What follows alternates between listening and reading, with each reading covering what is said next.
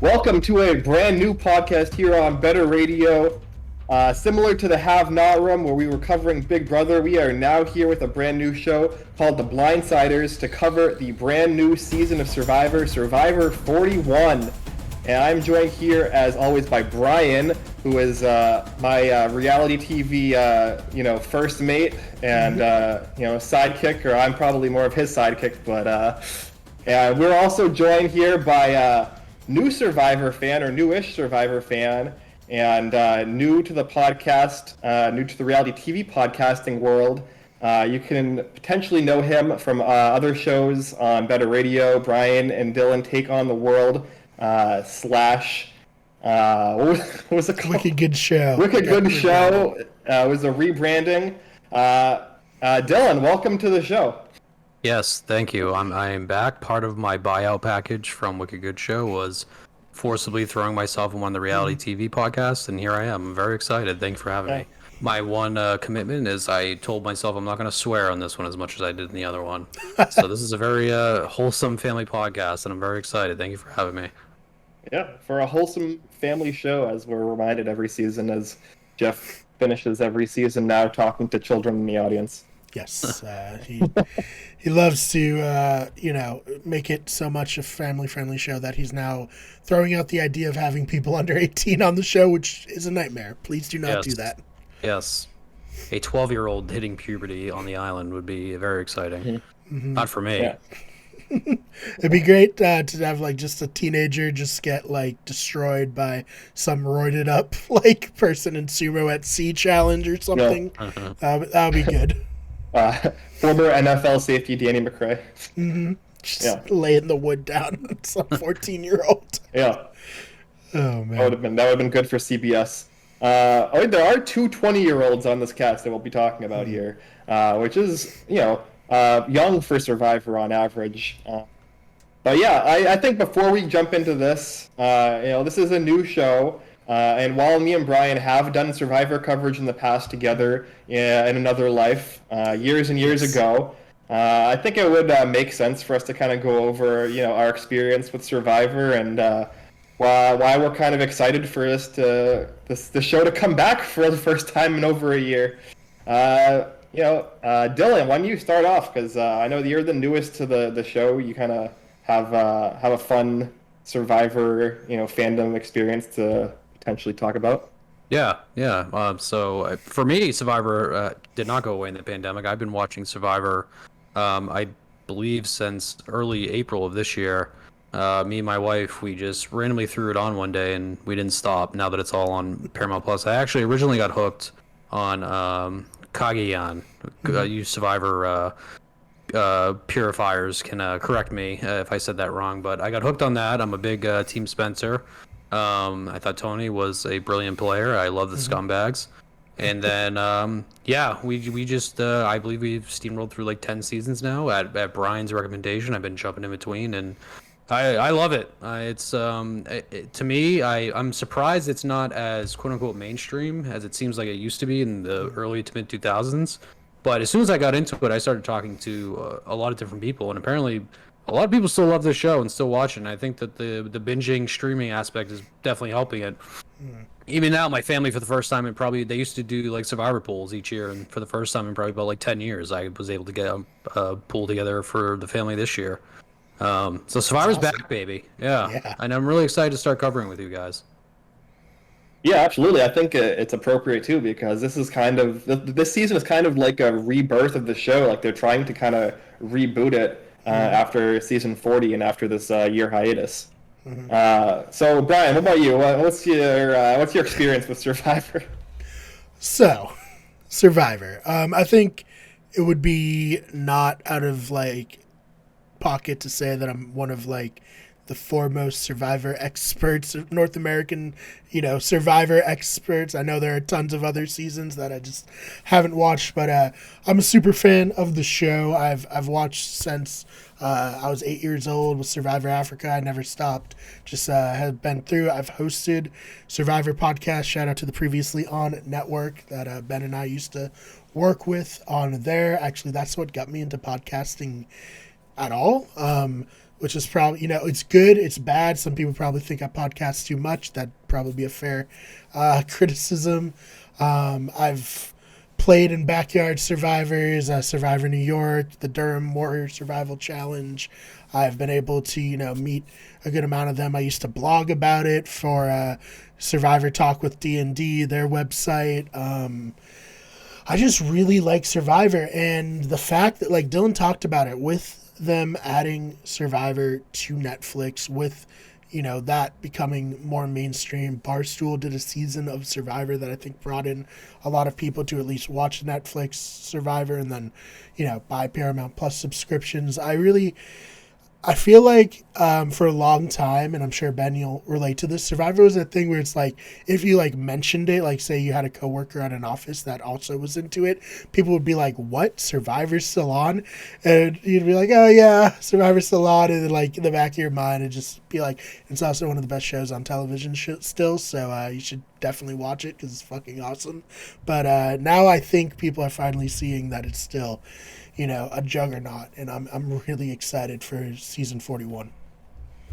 Yeah, no, for sure. I think Brian and I probably have very similar Survivor fandom experiences. I remember, I don't know how old I must have been. I don't know, I guess 7 or 6 or however many. Seeing the grub eating challenge in Borneo. That was my first experience with Survivor.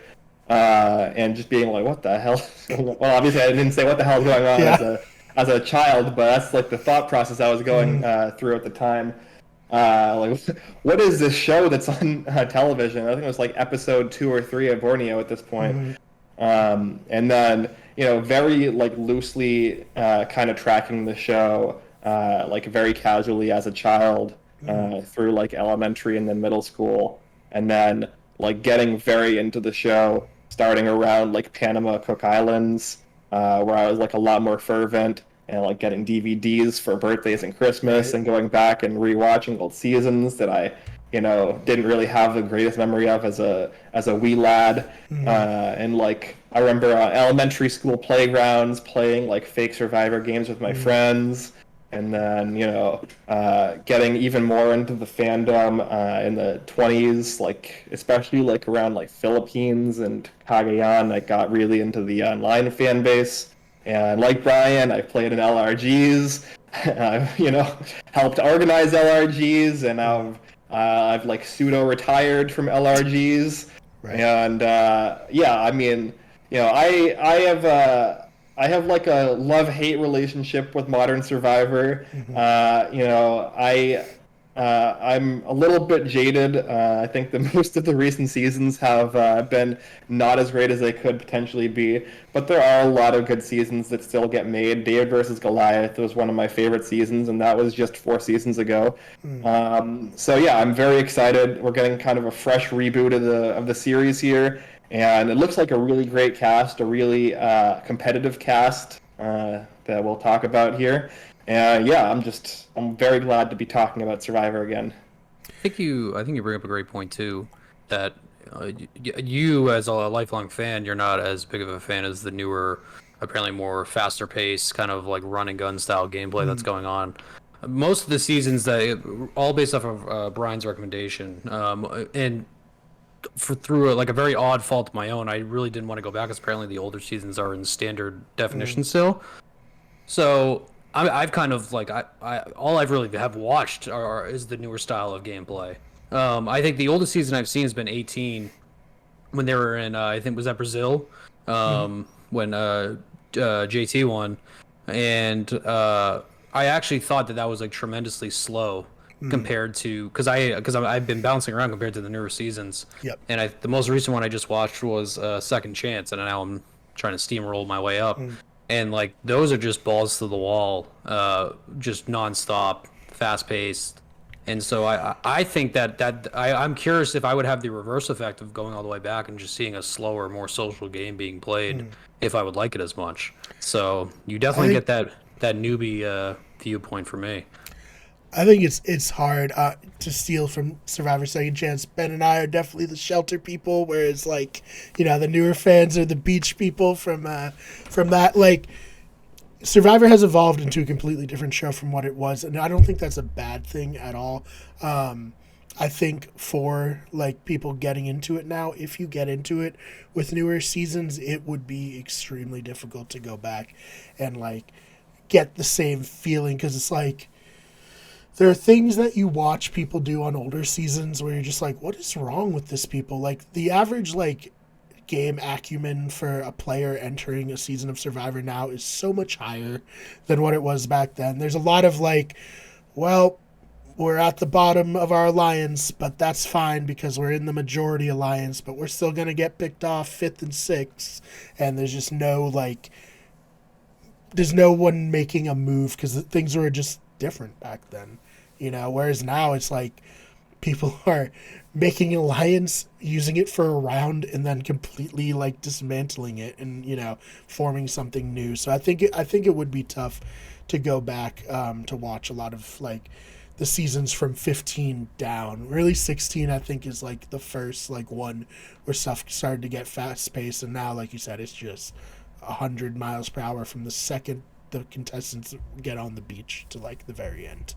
Oh, it also kind of seems like too that the gameplay has almost evolved, at least from my point of view, to becoming like nearly meta, because you have people that have been watching Survivor for their entire life. It's like now people jump into the game where you went from one season where the hidden immunity idols were presented to now that's like almost the very first thing people do when they get to an island is seek out a hidden immunity idol.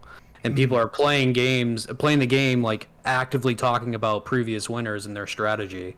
It's yeah, I think it's interesting because I do remember, because obviously being from Massachusetts, always hearing about Boston Rob. And I remember my parents always watched that, so I caught glimpses of that.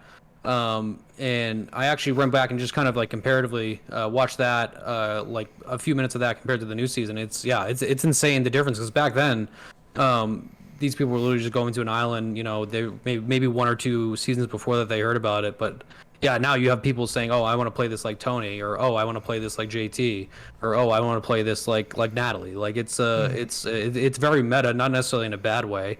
I think you have if you're not familiar with Survivor, it's almost it's a handicap on you for sure. Oh yeah.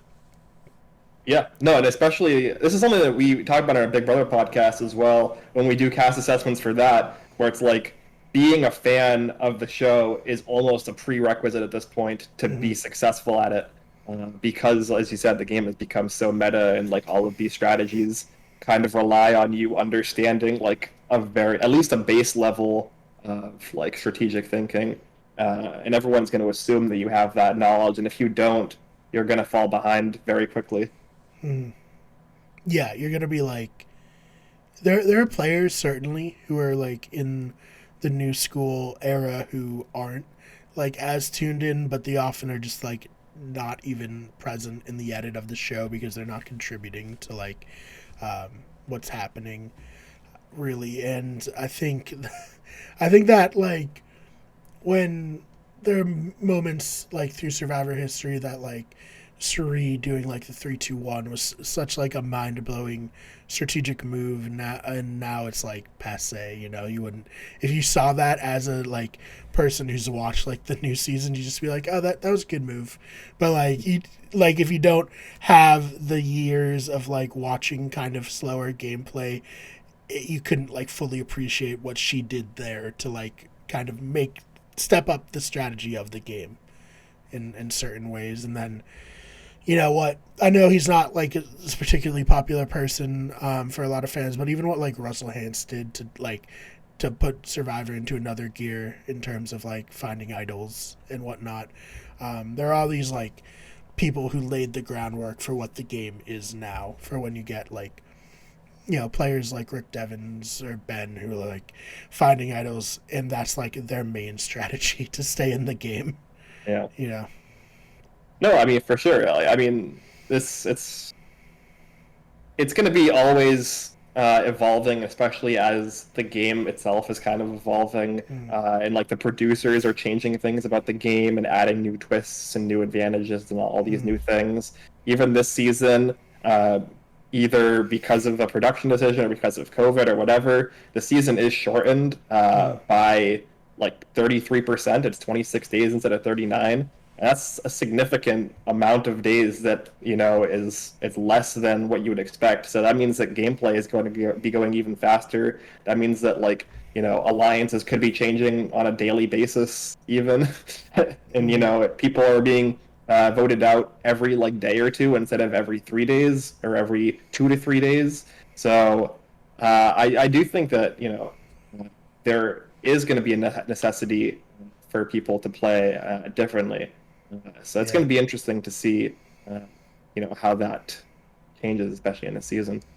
Yeah, because we don't really feel it anymore. There's not reward challenges really anymore in Survivor.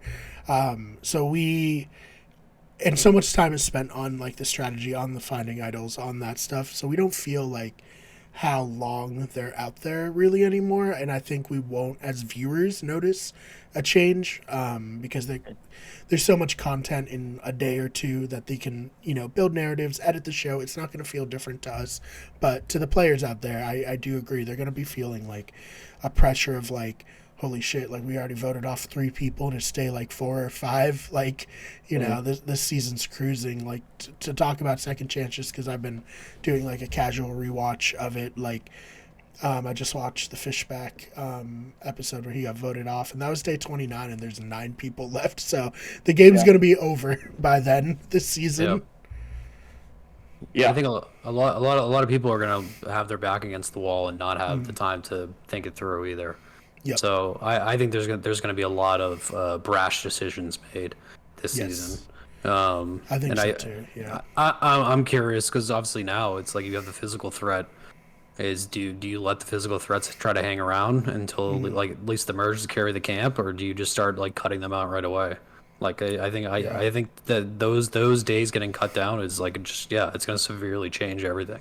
And apparently, sorry. I was going to say, apparently a lot of people fan-wise are seemingly split on it from everything I've seen in terms of what they think. I think some people are embracing the faster pace, and some people who might be day one Survivor fans, maybe not so much.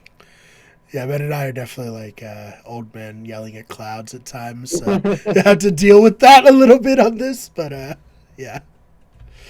Yeah, I mean, I'll give it a chance. I'll see how it plays out. I think it's good that the cast is 18 instead of 20. Yes. If we're going to be doing this at the very least, and I think that 3 tribes to start probably also works really well with this, with presumably a swap, at some point into 2 tribes.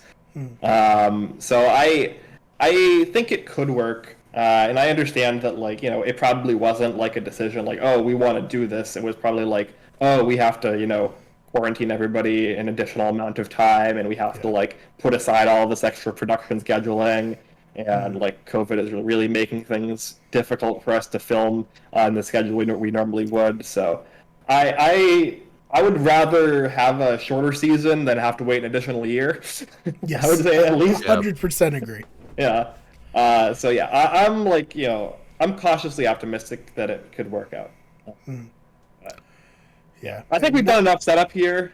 Unless you guys have anything else to say before we get into the cast. I just wanted not to completely derail it, but I thought it was interesting. Jeff Probst did an interview where he was talking about them trying to figure out what was a way to potentially film Survivor seasons with COVID happening in the U.S. We saw Australian Survivor filmed in their Australian outback, where the United States did a season there. They did a season in the same area, which I think is really cool.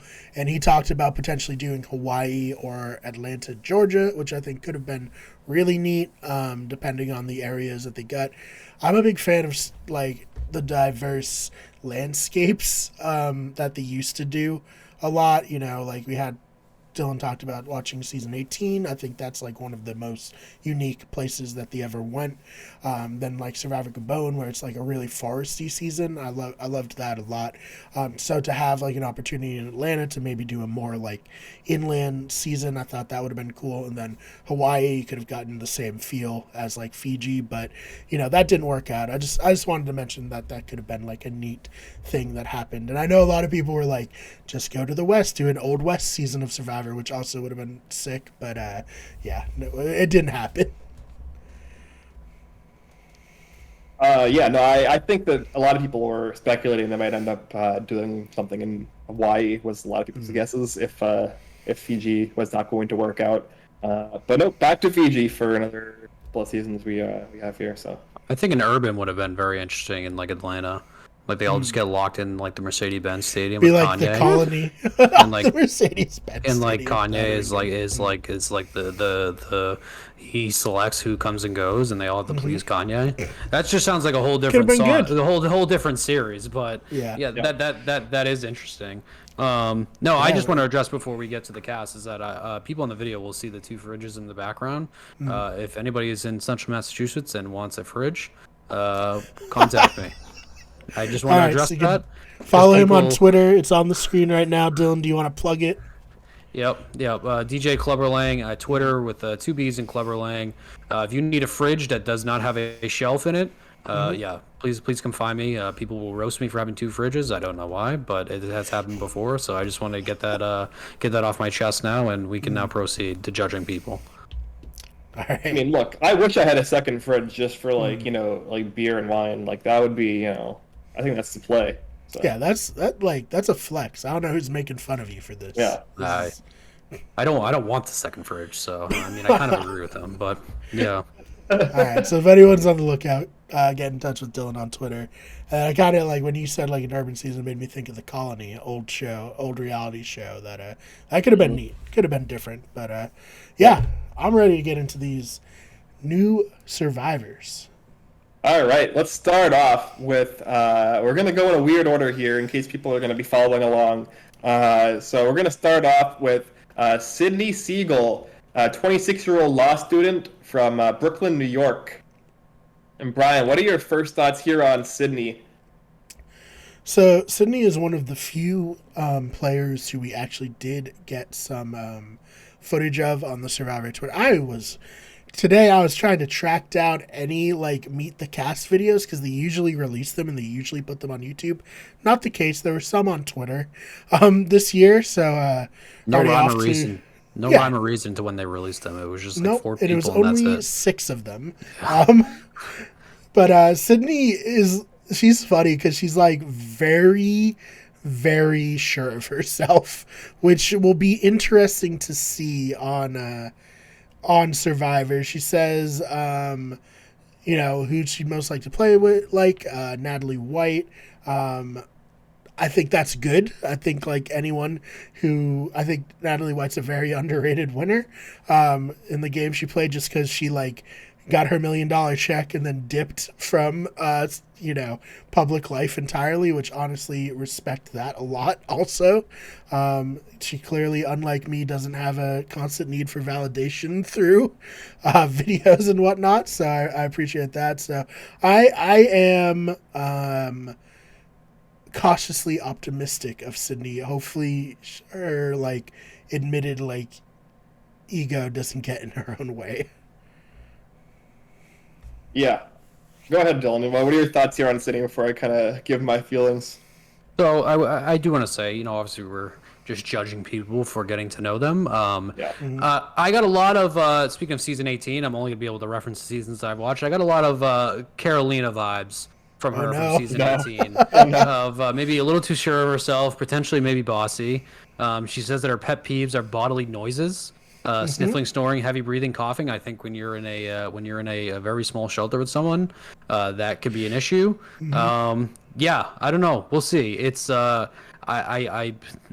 don't have high expectations for her, but I haven't had high expectations for people that have made it further before. So she will not be my pick, but we'll see what Sydney can bring to the table. Yeah, I like how we're starting off strong, immediately comparing somebody to a first boot. Yes. That would not be the last, because there's some people here who are like, this person reminds me of a first boot from another season. So I know, Brian, you messaged me about somebody we'll be talking about, and you listed 2 first boots that person reminds you of. it's a combination of 2. We're coming at people's necks already. Yeah, I mean, look, could her floor be Carolina Eastwood? 100%. I could see that. I do agree with Brian. I like. It's kind of like damning with faint praise, but I do like that she seems self-aware about what her path to a victory is by comparing herself to Natalie White. I do think that a Natalie White-esque run and season is probably her best case scenario for getting to a favorable endgame. My issue here is I think there may be at most one person on the cast who could fill that Russell role for her, and I do not think that is likely to fall into place.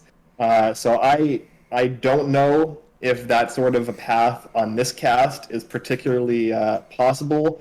But yeah, as Brian said, we'll see. Maybe she can, surprise us a little bit. But yeah, I would say if Brian's cautiously optimistic, I'm uncautiously pessimistic. All right, that's fair. That's very fair. Yeah. All right. Move on from Sydney to our second castmate here. We have 33-year-old ex-NFL player from Frisco, Texas, originally Houston, Texas, Danny Mcrae, who I believe played for the Cowboys primarily as a safety like 5 to 10 years ago at this point. Definitely not the first NFL player on Survivor, likely won't be the last. And as Brian had mentioned to me over text, NFL players don't have a particularly great history on Survivor, but maybe Danny can surprise us here and break that stigma. What are your thoughts on Danny, Dylan? So I do like Danny a lot for two reasons. One, I think Danny Mcrae is such like a winner type name. Like it just seems like someone that you would reference back, like, oh, you remember Danny Mcrae from season 41? Like, oh yeah, remember when he did the Mcrae? On the other end, though, kind of to dial back to what I talked about earlier, I think if he does reveal that he's an ex-NFL player, it's going to immediately probably put a target on his back for two reasons. One, because people are going to say he's already maybe potentially had the money. I honestly don't remember Danny Mcrae in the NFL. I'm obviously not a Cowboys fan. I'm not an NFL historian either. But I think if he reveals that he's an NFL player, that's going to put a target on his back. Well, at the same time, if he's dominating physical challenges early, that's going to put another target on his back. So I like Danny for a few reasons, but at the same time, I don't like Danny for almost those exact same reasons. I think it all dials back to what kind of social game he'll play, and I think that's kind of like what's up in the air now. But we'll see. I mean, he's built good. He doesn't look like he was a lineman, so he might be able to keep up with some of the more fit people, but. We'll see. That's like a to be determined. He could be the surefire winner 8 episodes into it, like Jeremy Collins was, in my opinion, in Second Chance, or he might be the next John Rocker and out in the third episode, fourth episode of that. Okay, whoa. Let's not ever put that on anybody. Sweet John Rocker. We'll see. Once again, I can only reference the seasons I've seen. I'm like a young freshman in college. I only know everything I just read, and now I'm just gonna go read the Anarchist Cookbook or whatever the hell that was, and that was my Blood versus Water. So John Rocker is like one of the more obviously problematic former athletes that I've seen on Survivor. Just generally, yeah. Fortunately, I have to compare him to that. At least he was relatively unproblematic on Survivor. He was just a tremendously horrific Survivor player. Yes. Super jacked though, just really roided out. Indeed, roided out. Yes. Yeah. So. Oh man. You can top that, Brian. I didn't know. I was not expecting him a comparison to John Rocker here, but that's the last time I will talk about John Rocker. Yeah. Please. Oh man. So you should have been there for the lead up of San Juan del Sur. People were not happy John Rocker was on Survivor, but yeah, I mean 3 episodes in, people were just calling him a racist, which was pretty wild. Well, that was wild television to see in 2021. It was. All right, so Danny Mcrae, obviously, like Dylan, like I'm a huge NFL fan. Obviously, I do Wicked Good Sports. Gotta plug that. He's not someone who I really could name off the top of my head. When I looked him up and like saw him in uniform, I was like, oh, okay, yeah, I remember him. but he only played for like 5 or 6 years. I mean, he's 33 and retired, so he is one of the few players who was on Twitter in the video. I thought he sounded great there. Someone who, like we've said, if people find out he's an NFL player, that could be bad, but he seems really smart. He has a MBA in one of what accomplishment are you most proud of, and that certainly came off. And then I saw that his favorite player is Dre Bergen, and I was like, all right, never mind. All this goes out the window, and my praise. No, I think he'll at least make the merge. I'll say that. Yeah, I think make the merge is a pretty good fair assessment there. I mean, jokes aside, I think listing Dre Bergen as like your favorite player or a player you want to be like is not the worst. Ben is technically a Survivor winner, and he did very well on 40, and so I think it's reasonable to pick him. But the issue I have is that his reasoning for wanting to play like Ben seems to be that he assumes that he's going to be up against the wall pretty at some point in the game. I think that's a very bad way to come into Survivor, or bad mentality to come in with the expectation that your back is going to be up against the wall at some point, because you're going to be basically looking for trouble to get yourself in, and looking for mistakes that basically manufacturing mistakes out of thin air. Yeah, that's kind of the feeling that I'm getting from that kind of an answer. So that kind of worries me. And comparing yourself to Adam Sandler in The Waterboy is also very odd, yes. I would say. But I kind of understand where he's coming from there, I guess. So yeah, I agree. He'll probably make the merge. He's probably going to be a physical asset to his tribe in the pre-merge. And unless, as Dylan mentioned in our pre-segment, there are people in the season who think, oh, we have to take out the physical threats as early as possible now because of the shortened season length. I think he'll probably be in a position where he can at least play the game a little bit in the post-merge. And we'll see. I think that he's probably an average for me compared to the rest of the cast, maybe slightly above average. All right. Yeah. Let's move on to our next player. We have 20-year-old Lyanna Wallace, a college student who currently lives in Washington, D.C., but is originally from Evanston, Illinois. And I guess I'll go first on Lyanna here. I like Lyanna a lot, actually, compared to the rest of the cast.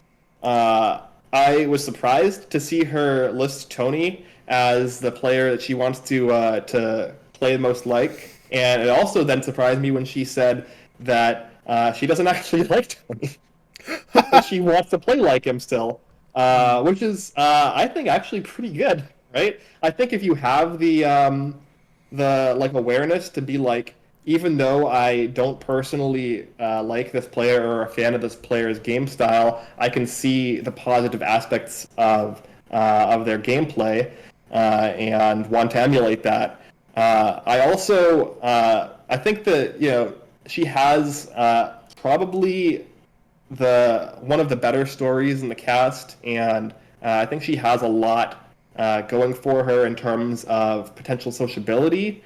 My main concern with her is her age, because while we've seen young players win Survivor as young as 21 even, it's always very difficult for players who are, I'd say, under 23 to 24-ish to really get a serious foothold, especially in this cast. There are a lot of older players, a lot of players in their 40s and 50s.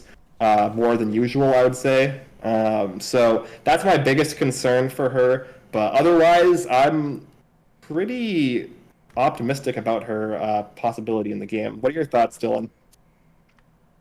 Yeah, I agree with you. She was one of the first ones that really stuck out to me. I thought the reference to Tony was incredibly interesting. To your point as well, because Tony to me, obviously he played. People refer to him essentially as like the boogeyman now when they reference back to him. But he was somebody It's well who deserved, honestly.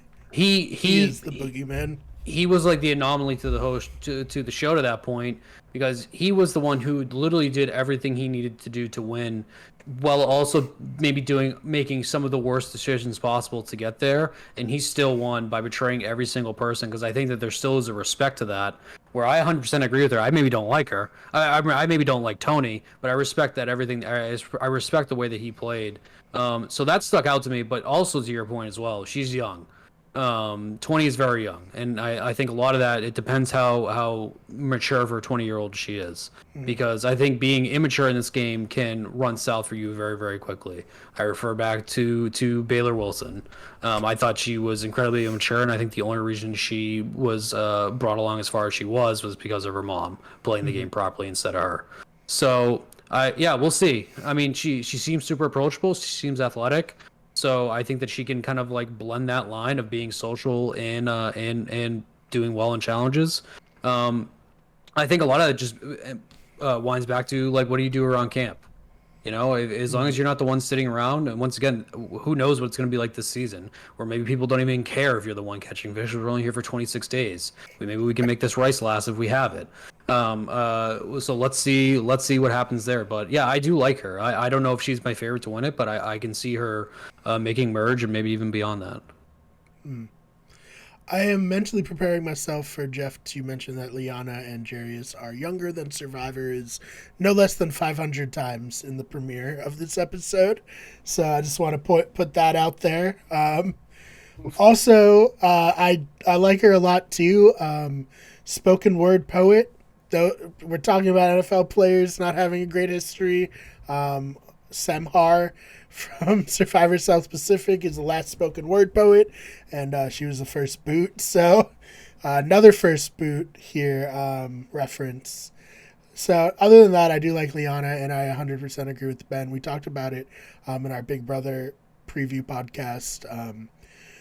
When you're like a younger person on a cast with like a bunch of older people, it is very difficult to be taken seriously.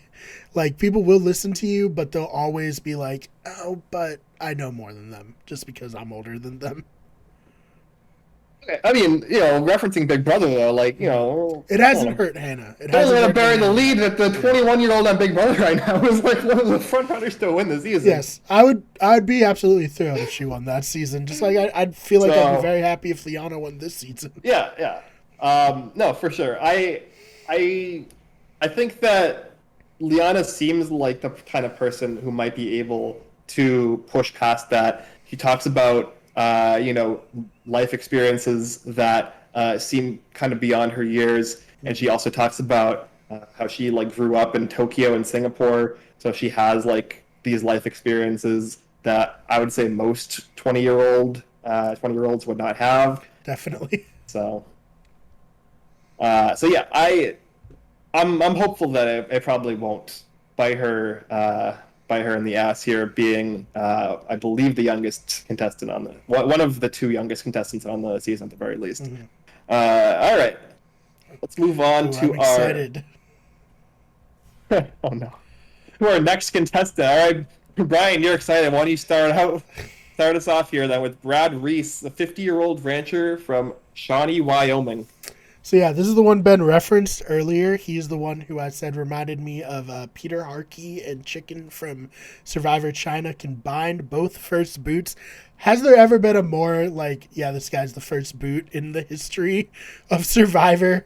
He's old. He's the older guy. He lives on a ranch that's not relatable to people. Like, he seems very, very, very nice. I just don't see how this guy fits in, and I would not be surprised if he's the first off of his tribe, let alone maybe the potential first boot of the season. Is that too mean? You guys can tell me. Sometimes I get a little carried away. I like Brad a lot, so right.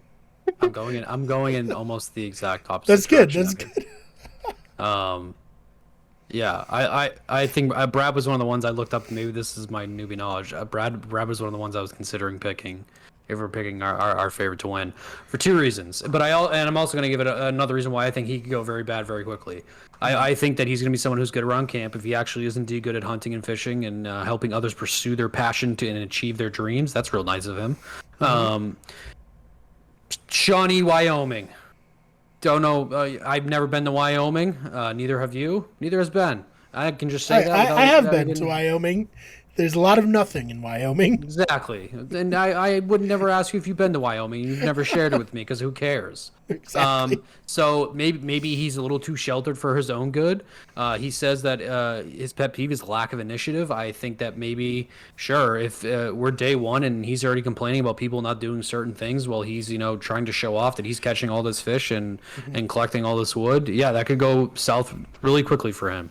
I do think that maybe he could be the one that, as long as he's not a complete weirdo, he could be the one that is maybe the father figure to some people. I don't know. I like him a lot because I think he's in good shape. He has the athletic build, but it's on the other end. Does he have the social game? That'll be we'll have to see, because I think that maybe potentially he could be very strong in challenges. Yeah, I'm not saying it's just, so the things that I look at is like the things that like Survivor often comes down to in like the very beginning of the game is what are your shared experiences? What are the common grounds that you have with people that just lead themselves to bonding? And I just don't see him having a lot in common with like the people on his tribe. If I met Brad and I was on a season of Survivor with Brad, I would probably be like, he's a cool guy. What am I going to talk to him about? Like sheep herding? I don't fucking know anything about sheep herding. Like, we're just not going to have a connection, and that's what worries me for him. And maybe he'll be able to overcome it, and maybe he'll be able to be, like, maybe top-end Bob Crowley, where he is, like, the handyman who's very nice and, like, kind of goes with the flow of the tribe. But I think it's going to be an uphill battle for him. Ben, what do you think? Oh, go ahead, Dylan. I was gonna say I'm reading through his bio right now. He does have some like things that stick out to me as almost like coach like, where he says that he's nearly died from being bitten by a rattlesnake and also being blown up by a propane tank. So if he tells me that also happened while he was on the Amazon, then maybe we have like a coach 2.0. I'm unsure, but I'd be here for that. That really just stuck out to me. I think he's a big wild card, but let's see. Yeah, I mean, maybe more South Pacific coach than Tokenchain's coach, but we'll see. I would lean more towards Brian here than Dylan in terms of my evaluation of Brad. I think that less his age or his physique would be an issue, because I don't think he looks 50. I think he looks probably in like his late 30s, early 40s. Yeah. And he's definitely built. He's got like a little bit of a six-pack going on. So like, I think that he's physical enough where he'll be able to succeed in that light. But I do agree with Brian that especially within this cast, I don't think there is like a huge plethora of people that he's going to be able to socially relate to very easily. So I think at the very least, he's going to be on a back foot early on because of that. He might be a little socially ostracized because of that. And so I think he's going to have to heavily rely on his tribe winning some of those early challenges so he can kind of get his foot in the door a little bit. But with the advanced gameplay and the quicker pace of the game, that might not be enough time for him to really get deeper social bonds with people that don't, surface level immediately relate to him. Because of like shared experiences. So I am very, tepid about his chances. But maybe he could be on a tribe that wins out until a swap, and then he's in a good spot on a swap, and then he can, get to the merge, an early merge the and be needed as a number for the majority alliance or a potential uprising. But that's very, very optimistic, I think. Yeah. As I try to fix my camera here, why don't you give us your thoughts on our next contestant here, Erica, 32-year-old communications manager from originally from Niagara Falls, Ontario, currently in Toronto, Ontario, are one of our 2 Canadians on the cast and our only, I believe, current Canadian resident on the cast. All right, Dylan, you want to give your thoughts first? I think that we maybe potentially have one of our maybe villains of the season, because she openly admits that she's very manipulative, which could be a good thing or a bad thing. However, she's not young, so she's 32. She has some life experience. She mentions Brenda on the outside, Todd underneath. Don't know what either of those reference, obviously, because I'm a newbie. So if she's a combination of Brenda 1.0 and Todd, she's gonna be really good. We'll see. So going off of that, I think the manipulative part really sticks out to me. And so maybe she can play that great game where she's really the one behind the scenes working multiple different alliances, but who knows? It could blow up in her face. She's another one that she's kind of like in the middle for me, just kind of like based off of what I'm reading off from her now. But who knows? She's clearly going for that social potential backstabbing type game, which could either really work for her or be backstab. But I feel like that if you're a backstabber, you tend to fall on the wayside in the end. If you're openly manipulative, then yeah, I don't think that she'll get very far. But if she does it well enough, then who knows? Yeah, I think the things that stands out to me obviously is her referencing Todd and Brenda. I hate to say it, but season 21 is like very far away from current day. So like back when people would say Brenda, like right after season 21, it seemed like kind of like a trendy answer, but now it's just like, oh, that, she obviously is a fan of the show.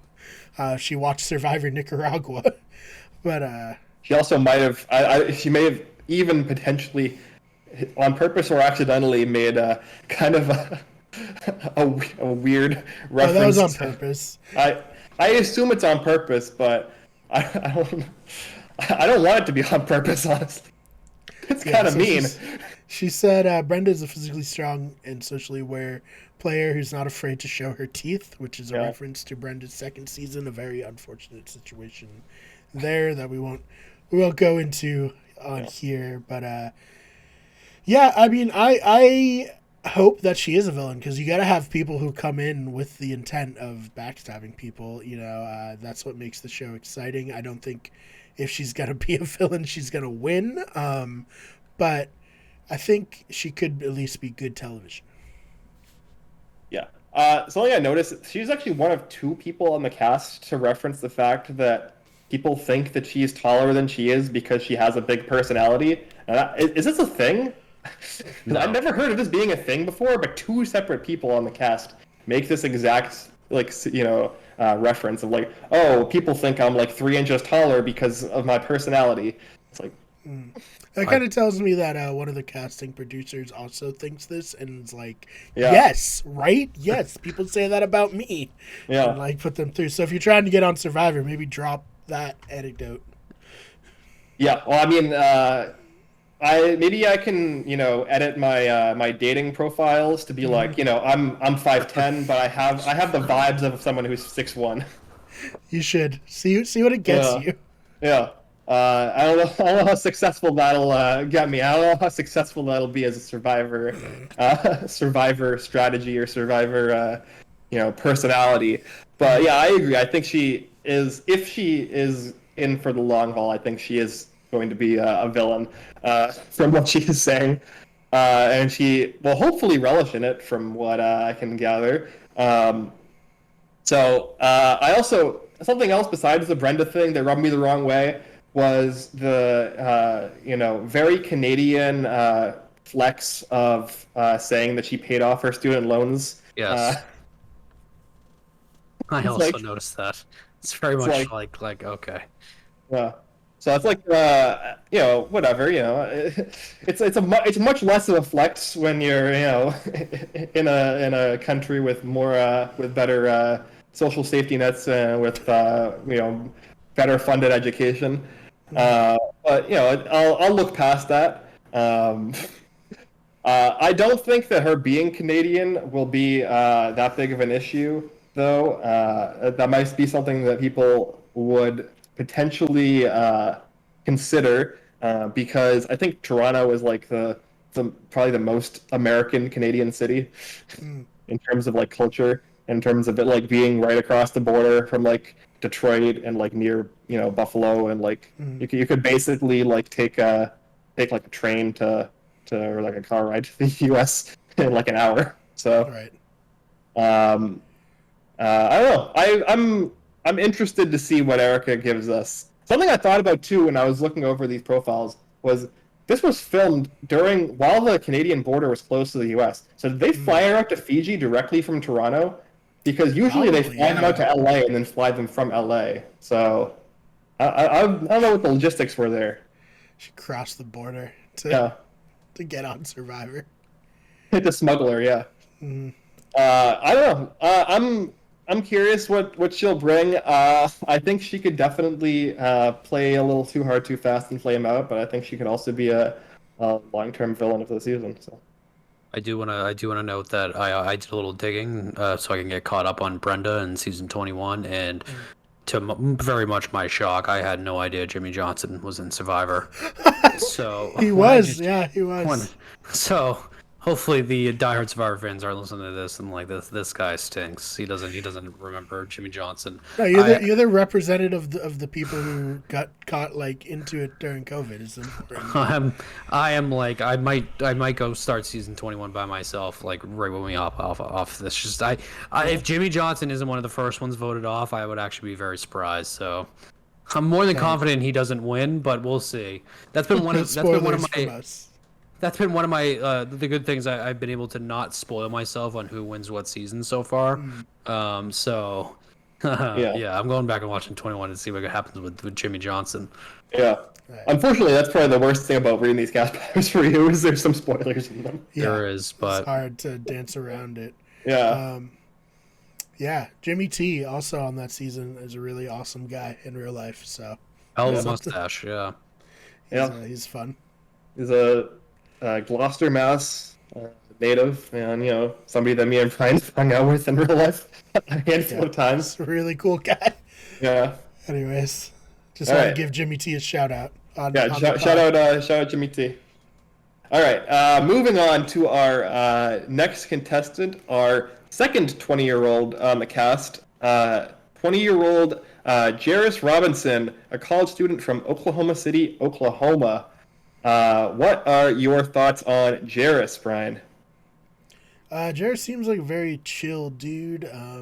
He kind of has like the almost like surfer bro inflection. He was one of the people who were on the Twitter videos. So I think that's good. I think he says he's high energy, but I didn't get that feeling from him. He seems like a low, like chill dude, which I think is good in Survivor, especially like in a game that may be super chaotic. He might be able to kind of be like the calming factor of an alliance, which I think would be good. Obviously, he says he hates bullies. That's good. When he said, he wants to play like Parvati, Fabio, and Jeremy, I think it's just funny that he would reference Fabio, and it almost makes me think that they had them watch Survivor Nicaragua for some reason in like the casting process of this. If we get a Brenda and Fabio reference, one after another, but Jeremy and Parvati are two great winners. So I think if he can be like the combination of those three, that'd be great. I think he'll at least make the merge. I think it's just the fact that there's a lot of fans, like big fans in the cast. Something that we haven't really brought up yet is a lot of people reference Todd as well. That's very true. Random person. I mean, not really random. Like Todd's a great player. But definitely out of left field to like 5 separate people reference Todd. I think that again, the age thing, aside, Yep. because as we mentioned before with Lyanna, 20 is pretty young to be a successful Survivor player historically. So I like Jairus a lot, and I agree with Brian's assessment that like he could really kind of be like the like calm, fun presence in a situation where there's a lot of like cutthroat gameplay going on. And I think that even better, he's like at least a little bit self-aware that that's probably the best position for him to try to fill. So I'm a little bit optimistic about what he could do here. I think that he talks a lot about like his social skills. I think the people who like spend a lot of time talking about their social abilities in these bios tend to be somewhat overcompensating, but perhaps it'll still be good enough where he can find like kind of a middling ground to an alliance, and he can convert in the end. But I'm optimistic about Jairus. What are your thoughts, Dylan? He's also the third person to mention like bodily noises, which is really interesting. He mentions that he doesn't like loud eating, which is the second time we've heard that. Age, that's like the super obvious worry point, is that he's only 20. But I mean, reading through his bio and some of his answers, he seems actually pretty mature for his age. He's a 2-time state track champion, which is going to obviously give him that athletic edge. But he also seems like he could potentially maybe be like the sweetheart of this season too. He seems like he's at least trying to go for the goofy kind of like a lovable side, as opposed to someone openly admitting that they're manipulative. So I actually like him a lot. This is really the first time I've really dove into his bio, and like he wants to be a pediatric nurse. He volunteers at the children's hospital. Kind of what you said, that could just be all like the save face to try to like build himself up to be like this golden boy social character. Because he mentions two of some of my favorite players. He mentions JT and he mentions Jeremy, and that automatically makes me really like him. But because those are two almost like perfect players in my eyes. So if you're modeling yourself around that, I think that's great. Whether or not that, and this is like beating a dead horse, but whether or not that translates into this new style of game, we'll see. But I like him a lot. I'm actually really kind of getting swayed on him now. Remove that age thing. Say he's like 25, 30. I think that he would be by far my favorite to pick. So I'm really high on him now. Awesome. Yeah, I think we have a good feeling for him, and we'll all be wrong. He'll be like a pre-merge boot. Like the one person we all agree, like, oh yeah, he has a good chance of doing well, and just get smoked. Look, I mean, I think this cast is strong on the whole. So, like, I think there are going to be people who have a lot of promise on this season who will end up going early just because of circumstance, or because they just happen to be like marginally worse players than the other people. So, I wouldn't be surprised if there are a few people that we talk up in this that end up flaming out. So, all right, moving on to our next contestant here. We have Evie Jagoda, 28-year-old PhD student, currently living in Arlington, Mass. Shout out to one of our two Massachusetts contestants on the season. Originally, though, from Westchester, New York. And I actually really like Evie. Mm-hmm. I thought I think she has the longest bio of anybody. Yes. Like basically every single answer is like a short essay, which could be good, could be bad. But the anecdotes and the things that are brought up in the bio are very fun and wild. Yeah. And I think that the kind of game that playing here, where he comes to be the like lovable goofball who everyone sort of loves and underestimates. I think Evie could actually pull that game off, potentially even better. And I think that I'm I'm pretty optimistic about her getting far in the game, honestly. And I think that people might be surprised to hear that because she does kind of have a little bit of an off-the-wall bio. But I think on this cast it will really work. I don't know, Dylan, what are your thoughts here on Evie? Funny, I was reading through her bio and I immediately knew you were gonna like her, Ben. And I don't know you all that well, but I was like, I know Ben on Twitter and I know he's gonna like her. Yeah, I think she's another one that references she references my all-time favorite player, Natalie Anderson. So I'm very high on her on that aspect. She's like, it's almost like seeing someone in there for the fact that she's the same age as us. She's 28. She has like a super like millennial output on life seemingly.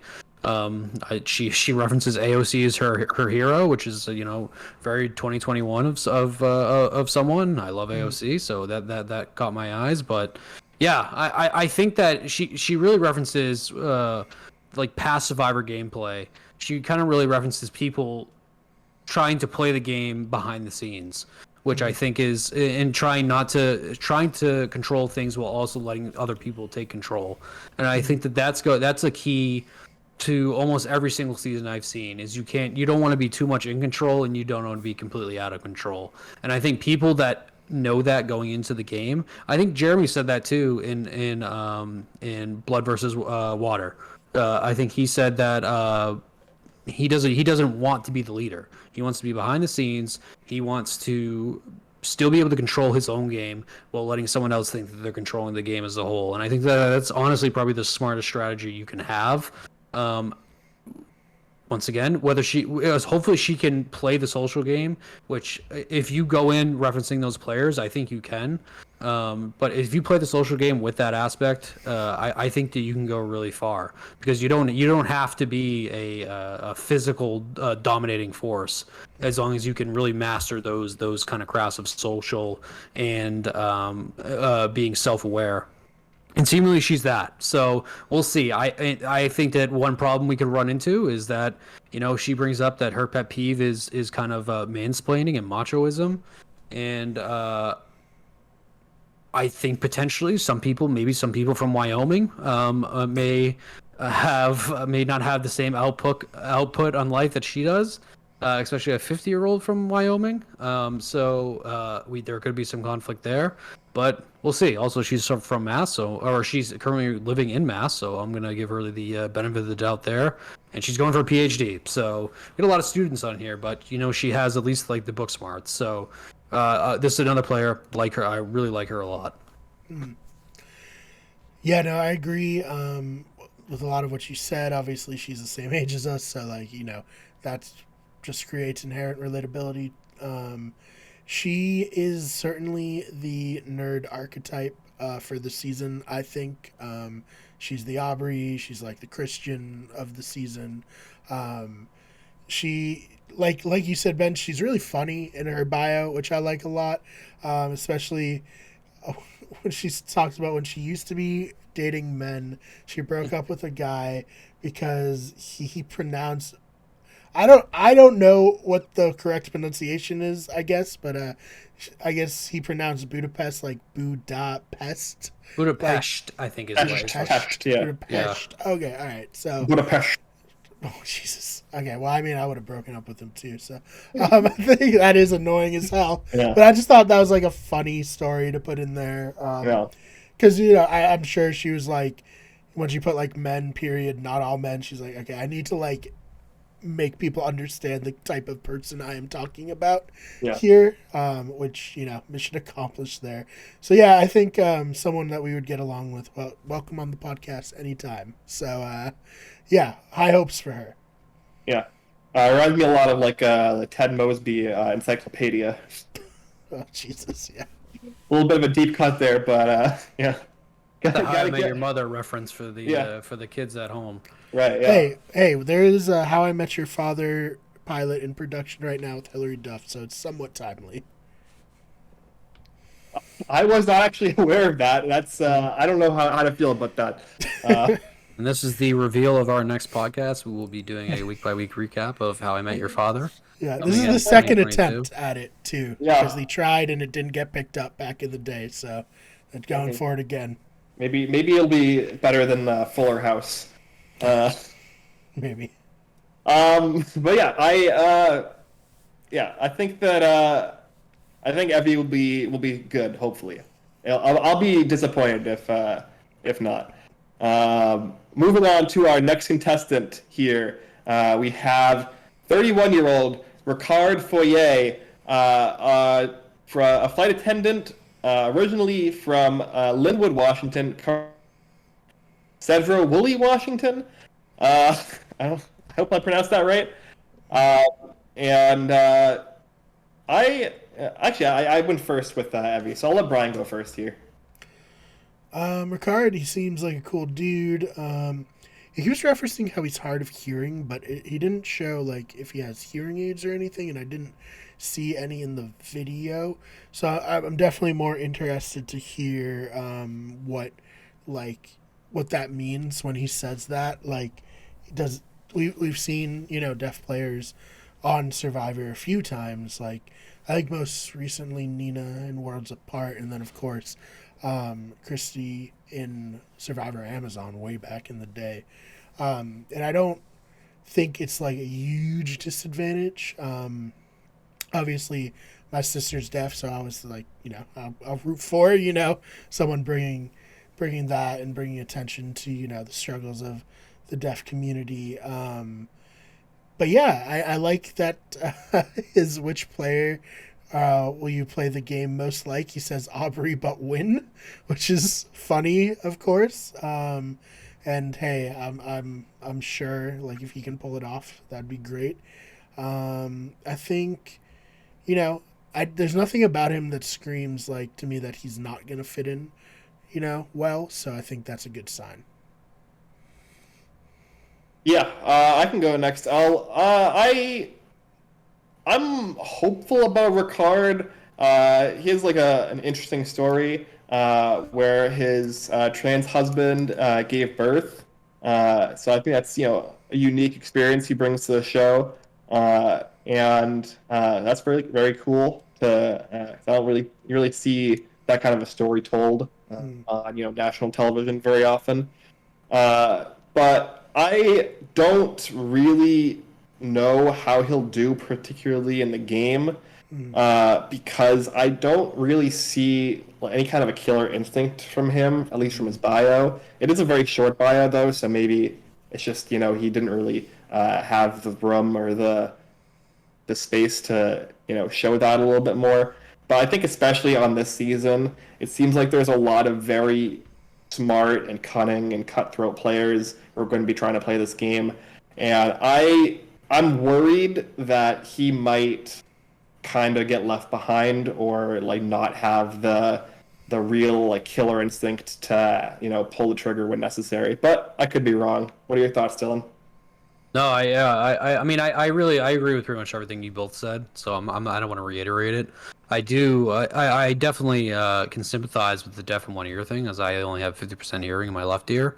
So that whole aspect, obviously, I'm not fully deaf, but focusing heavily on reading lips, and he also mentions that he's fluent in ASL. I don't know how much that will translate into the game, unless he's like maybe across the beach, seeing people potentially talk about him. I don't know if like that's a quip that they're purposely putting in there to try to foreshadow what's going to happen in the future. But yeah, I think he's one of the ones that he seems really average up front. I mean, he definitely has an interesting life story, but nothing that really seems that like it's going to translate into the game.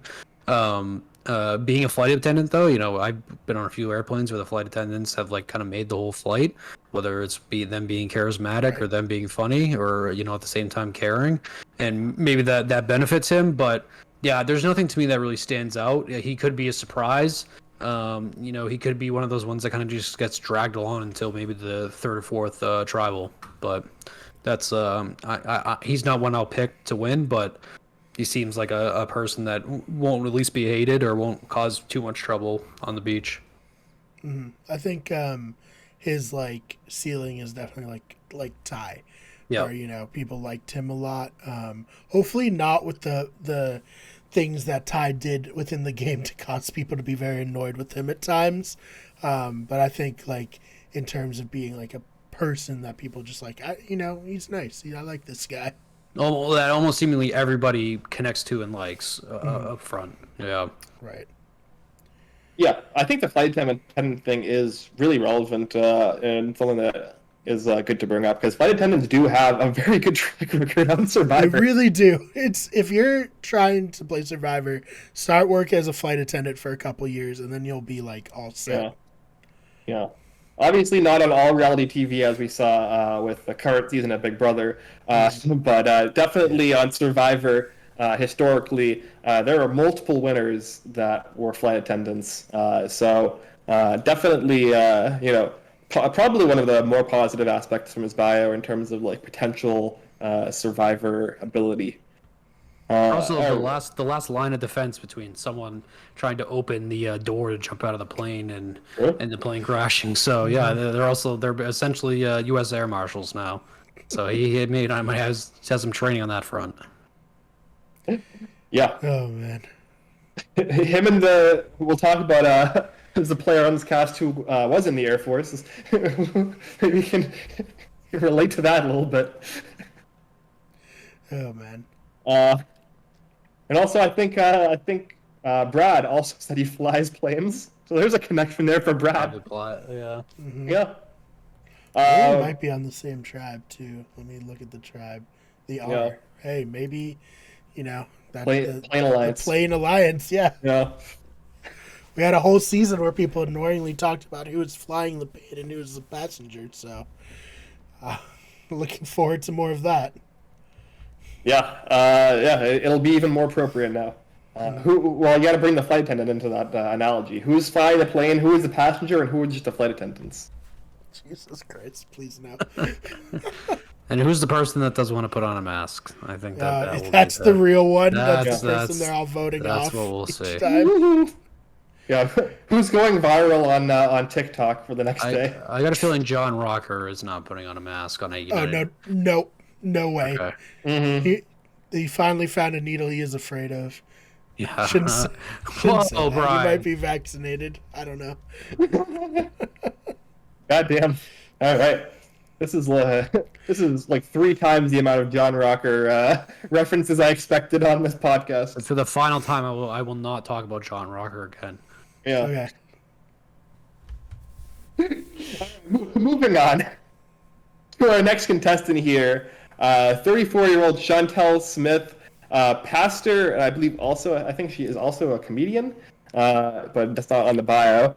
Originally from Toronto, Ontario, but currently in DC. Brian, what are your thoughts here on Chantel? Hands down, the craziest trip of a bio. Yep. Like this season, maybe ever. Former gang member, current pastor. Is a comedian. And all of that adds up to I'm gonna play like Kim, I guess. Which, I mean, we all wish we could play like Kim, I think. So yeah, I do not know. I need to like see more of her to give like a good, because like there's just so much happening in this bio that I cannot like relate to her to like a person I would know in real life. Does that make sense? Yeah. No, 100%. Because it's so chaotic, it makes me think that she's not going to do well or fit in. But I mean, maybe because she's had such a chaotic life, she'll be able to relate to anybody. Yeah. I was definitely, I definitely felt similarly where I was kind of like, I kind of got whiplash a little bit from her bio. I thought it was, I don't know about you guys, but I thought it was very odd to go from like talking about her like mother who passed and just being like, also Xena, warrior princess. Be like, okay. Which, fair. Xena's pretty dope. Like, no, 100%, but like, yeah, it was a very like heartfelt, like, big part of it, just about her mom, and then also Lucy Yeah. Lawless is awesome, which I think we all agree with. Lucy Lawless is awesome, but No, yeah, 100%. it was a little whiplash. It was very whiplashy. It's like, I relate to the struggles of my family members who have, gone through so many struggles and passed away and like fought to their dying breath. I also really like the Blue Power Ranger. Hey, Billy Cranston, fucking awesome. So So yeah, it's a little odd, but I do agree with you that I think that this might work for her. Where, like you said, she has like so much wild life experience to draw from that it could create a situation where she either is going to be relatable to nobody or could potentially be automatically relatable to anybody just because she has so much to draw from in her experiences in her life. I don't know. I think I agree with you. This is like one of the more high variance players for me in terms of how well she could do. What are your thoughts, Dylan?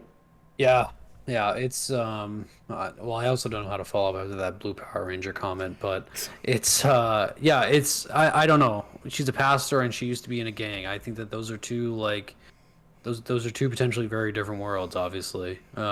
She seems like she really got her act together. She seems like she also had a really kind of tough life in the beginning. So I think that, well, kind of what you said, it could make her very relatable to a lot of people. Well, at the same time, this is like by far the darkest bio we've had so far. I mean, this reads like a Dark Horse comic. Like she grew up in Toronto and she was in a gang and she had a rough upbringing, and then now she's a pastor that does improv comedy. So it's in Washington D.C. of all places. Yeah, I don't know. I'm not. It's tough because I think that if she's not completely crazy, that she'll do really well. But like that like little like just throw in that I was in a gang and there's just no elaboration after that is very interesting. But I mean, she is right. Looking at her, I'd have no idea that she was in a gang, and I think that, does she drop that at some point? Like, hey, by the way, I was in a gang, so like, don't cross me. I think that's like, Right. she could be someone that really tries to play that. Like, she's grown as a person, that she can grow in the game. She went from being a gang to now she's a pastor. So she might be the motherly figure to Brad's fatherly figure for a lot of these people. We have Brad from Wyoming, the private pilot, and Chantel, the pastor, former gang member. I appreciate how like honest she got in her bio, and if she's honest like that in game, it could both backfire and benefit her.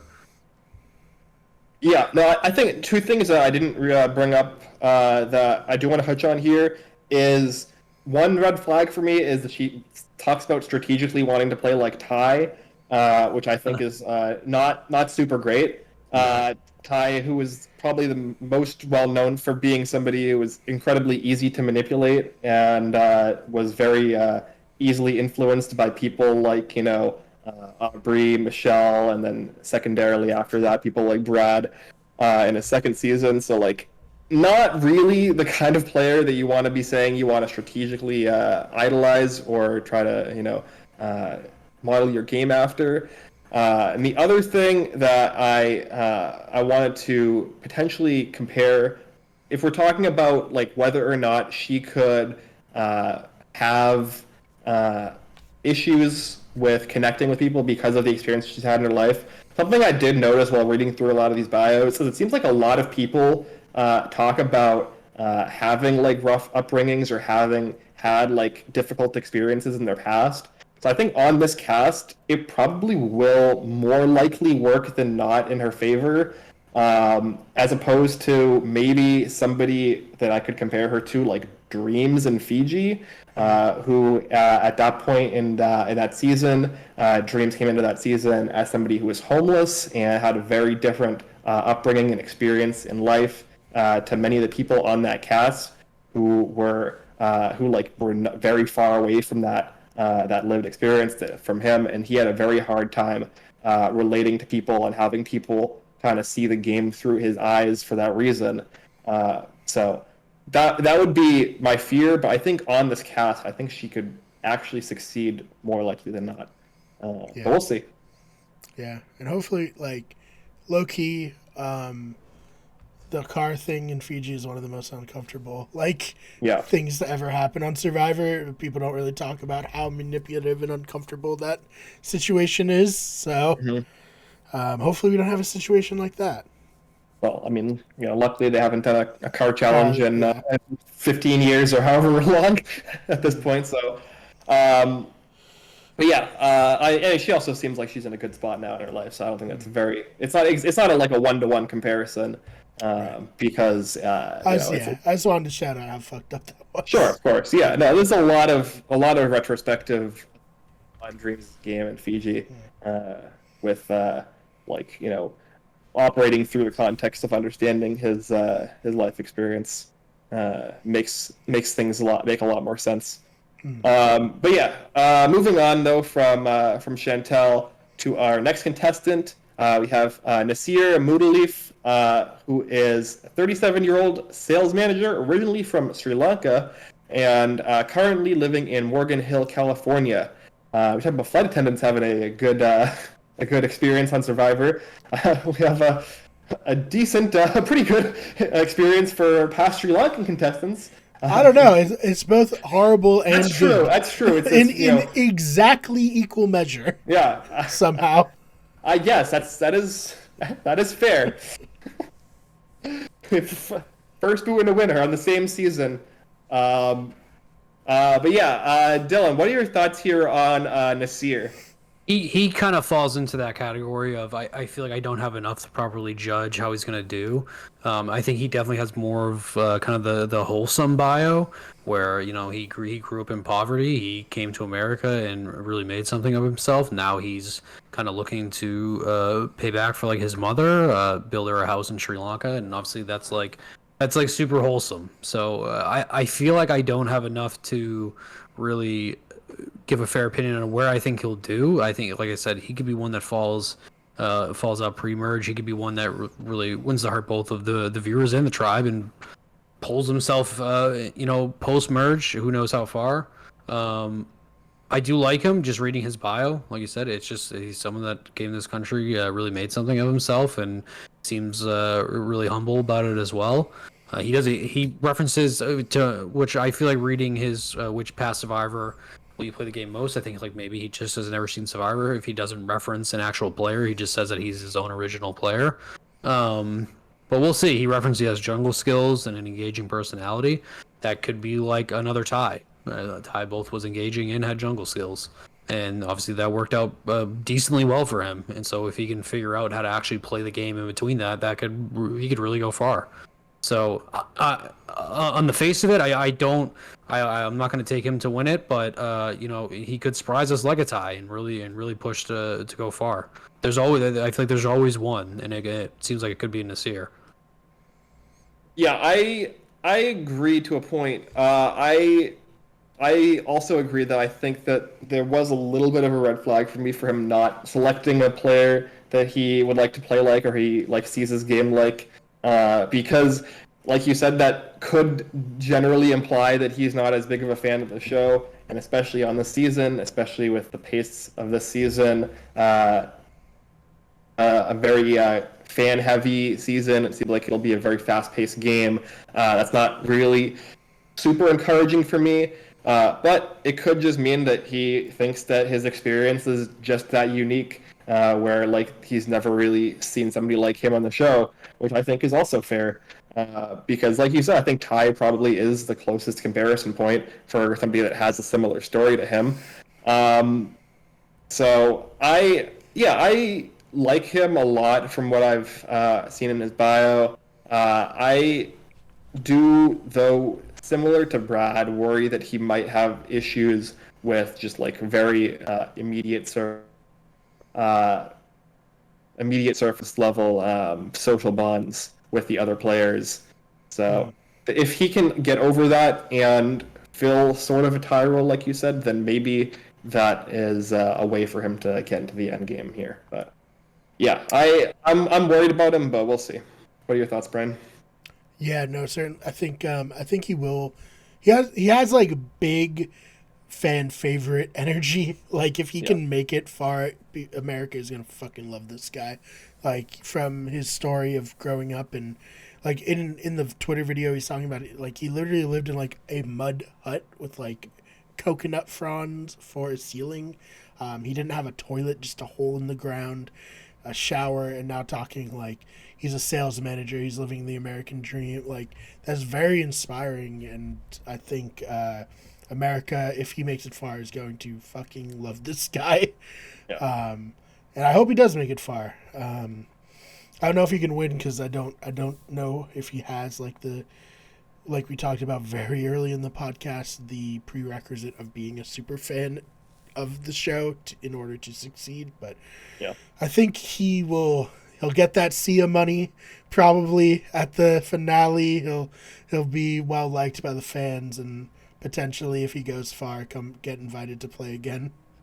Yeah, I mean, something you did mention there that wasn't brought up was being a sales manager is like a pretty, relevant job in terms of success on Survivor, I feel. I think that, being able to close sales and make like sales for a large company is or does allow you to have skills that translate to Survivor from a persuasion and manipulation kind of angle.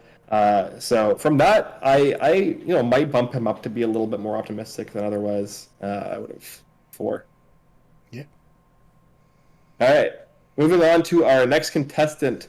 We have 46-year-old Genie Chen, a grocery clerk, originally from LA, currently living in Portland, Oregon.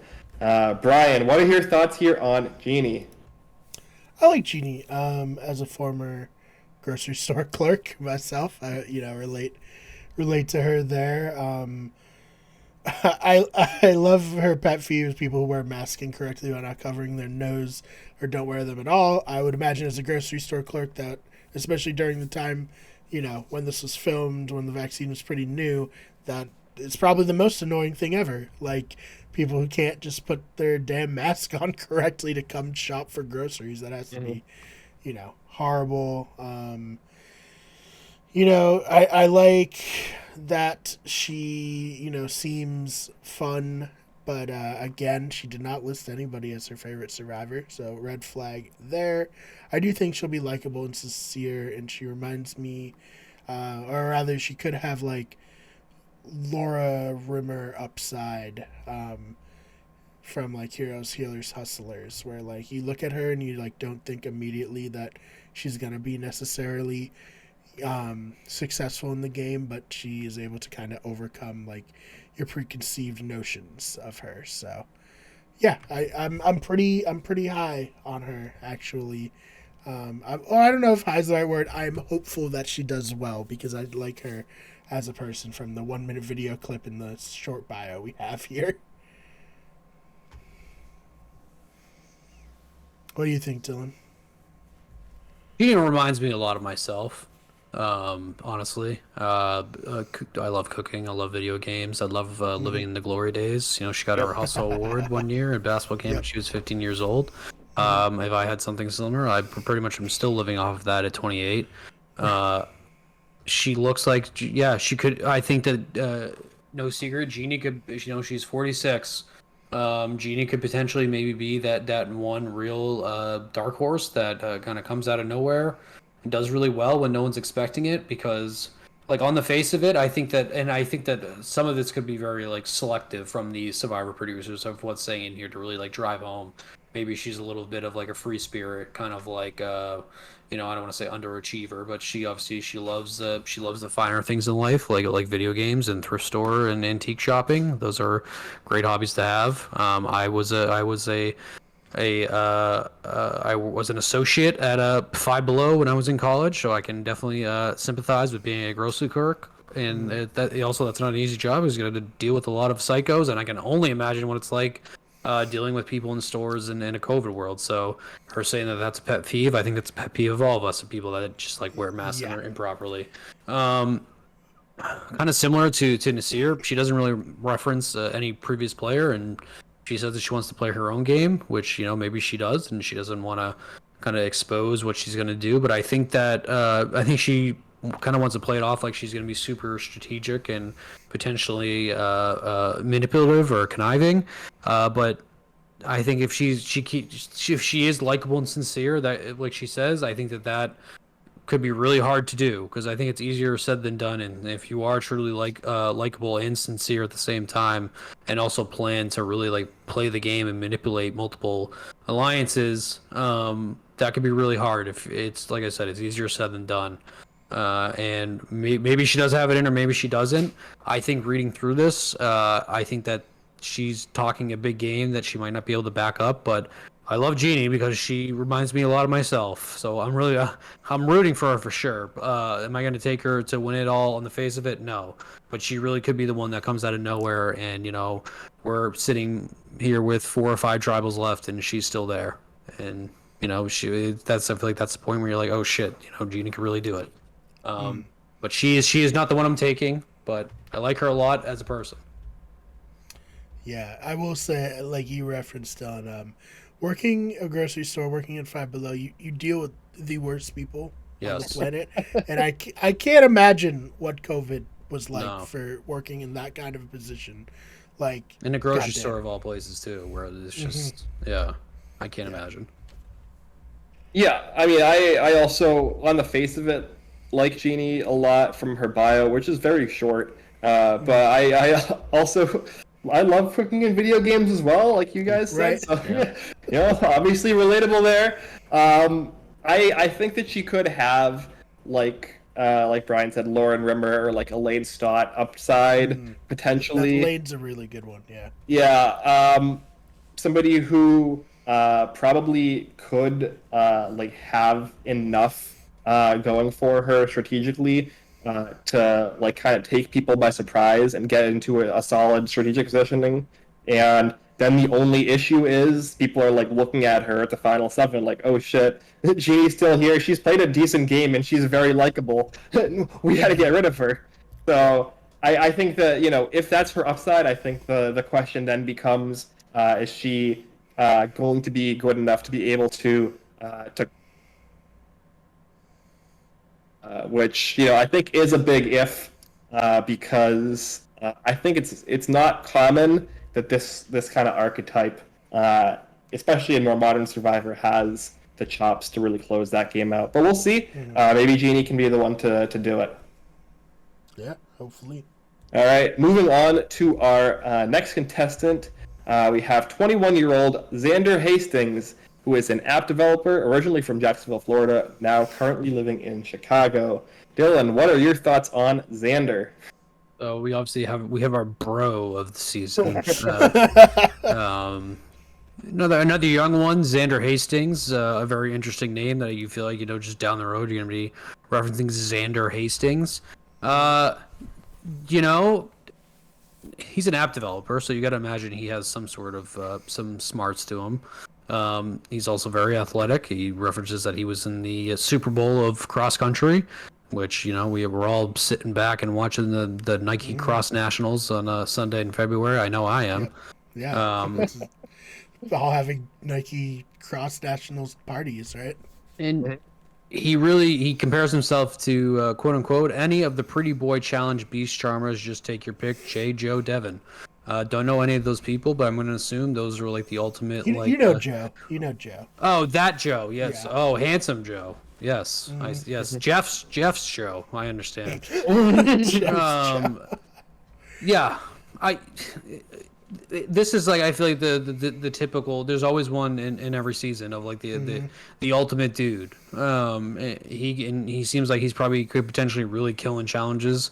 And, you know, he may be the handsome one that woos the women at camp while also being cool with the guys, and that can be really beneficial to him. He has all the pieces of like the all-American, you know, 21-year-old going on a game show to play. It's like he's relatable in multiple different senses. If you took him, I'd say yes. If somebody said, you know, he's eliminated first tribal, I'd also say, yeah, I can see that too. So I kind of put him in like the above average stance, while also saying that, like, you know, he's not my favorite because he's almost like stereotypical in a way.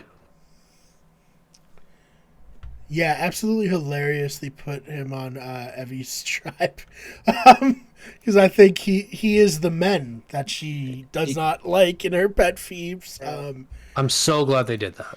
That's now I'm very excited of the for that. producers to do. Like the Yase tribe or Yas tribe, I don't know what Yas it's Queen tribe has giant upside to vote him off first and lose every challenge. Like this is a potential narrative I'm putting out here. So we'll see. He's a bro. He reminds me a lot of a guy who was the first brood of Big Brother this season. He even wore like a very similar shirt to him in their cats photos, which was weird. And has like the same hair. Yep, he was definitely picked to be the Joe of the season. I'm sure he ties his hair back in a man bun. Nothing wrong with that, of course, as I have my long hair as well. But I don't think he's gonna win this season. That's for sure. Yeah, I mean, I think that we saw a lot of people on this cast reference winners in their "Who do you want to be like?" or "Who do you consider yourself like?" When you list 3 non-winners in your thing, I think that usually is a good indication of your expectations of the game. That's a great point. Yeah. 3 people whose their story is pretty much like they were like considered challenge threats, and they were kind of like taken out towards the end game because people weren't going to let them get to the end. And when you reference players like that and then don't follow it up with like, here's how I'm going to overcome this obvious flaw in this sort of game, that's worrying to me, I would say. But yeah, like you guys mentioned, he's like obvious stereotypical bro, like probably one of the most like stereotypical casting archetype people on the cast, in terms of like, oh yeah, we kind of know what we're getting here for the most part. He also looks and sounds like he's just like, he clearly hangs out with Drew and Alec from Blood versus Water. Like he almost like kind of looks like him.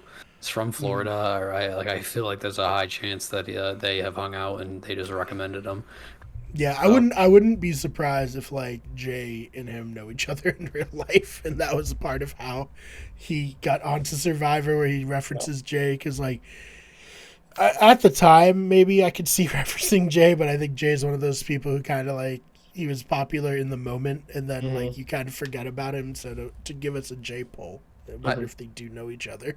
I can see the social game and the game as a whole just getting too far ahead of him, because I think that he's gonna be one that's just gonna be too keen on winning challenges first, not really thinking about much after that. Right. Over under 1.5 episodes before we get an Evie confessional complaining about him being like kind of a douchey mansplainer who's like kind of it's gonna be in the premiere.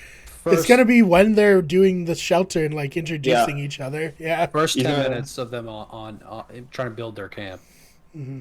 Yeah, he's gonna talk about how the shelter is being set up just like the Crab Nebula, and how his understanding of astronomy and Chinese culture is going to be the thing that allows them to build a really effective shelter. And then we're smash cut to an Evie confessional. Yep, it's gonna be wonderful.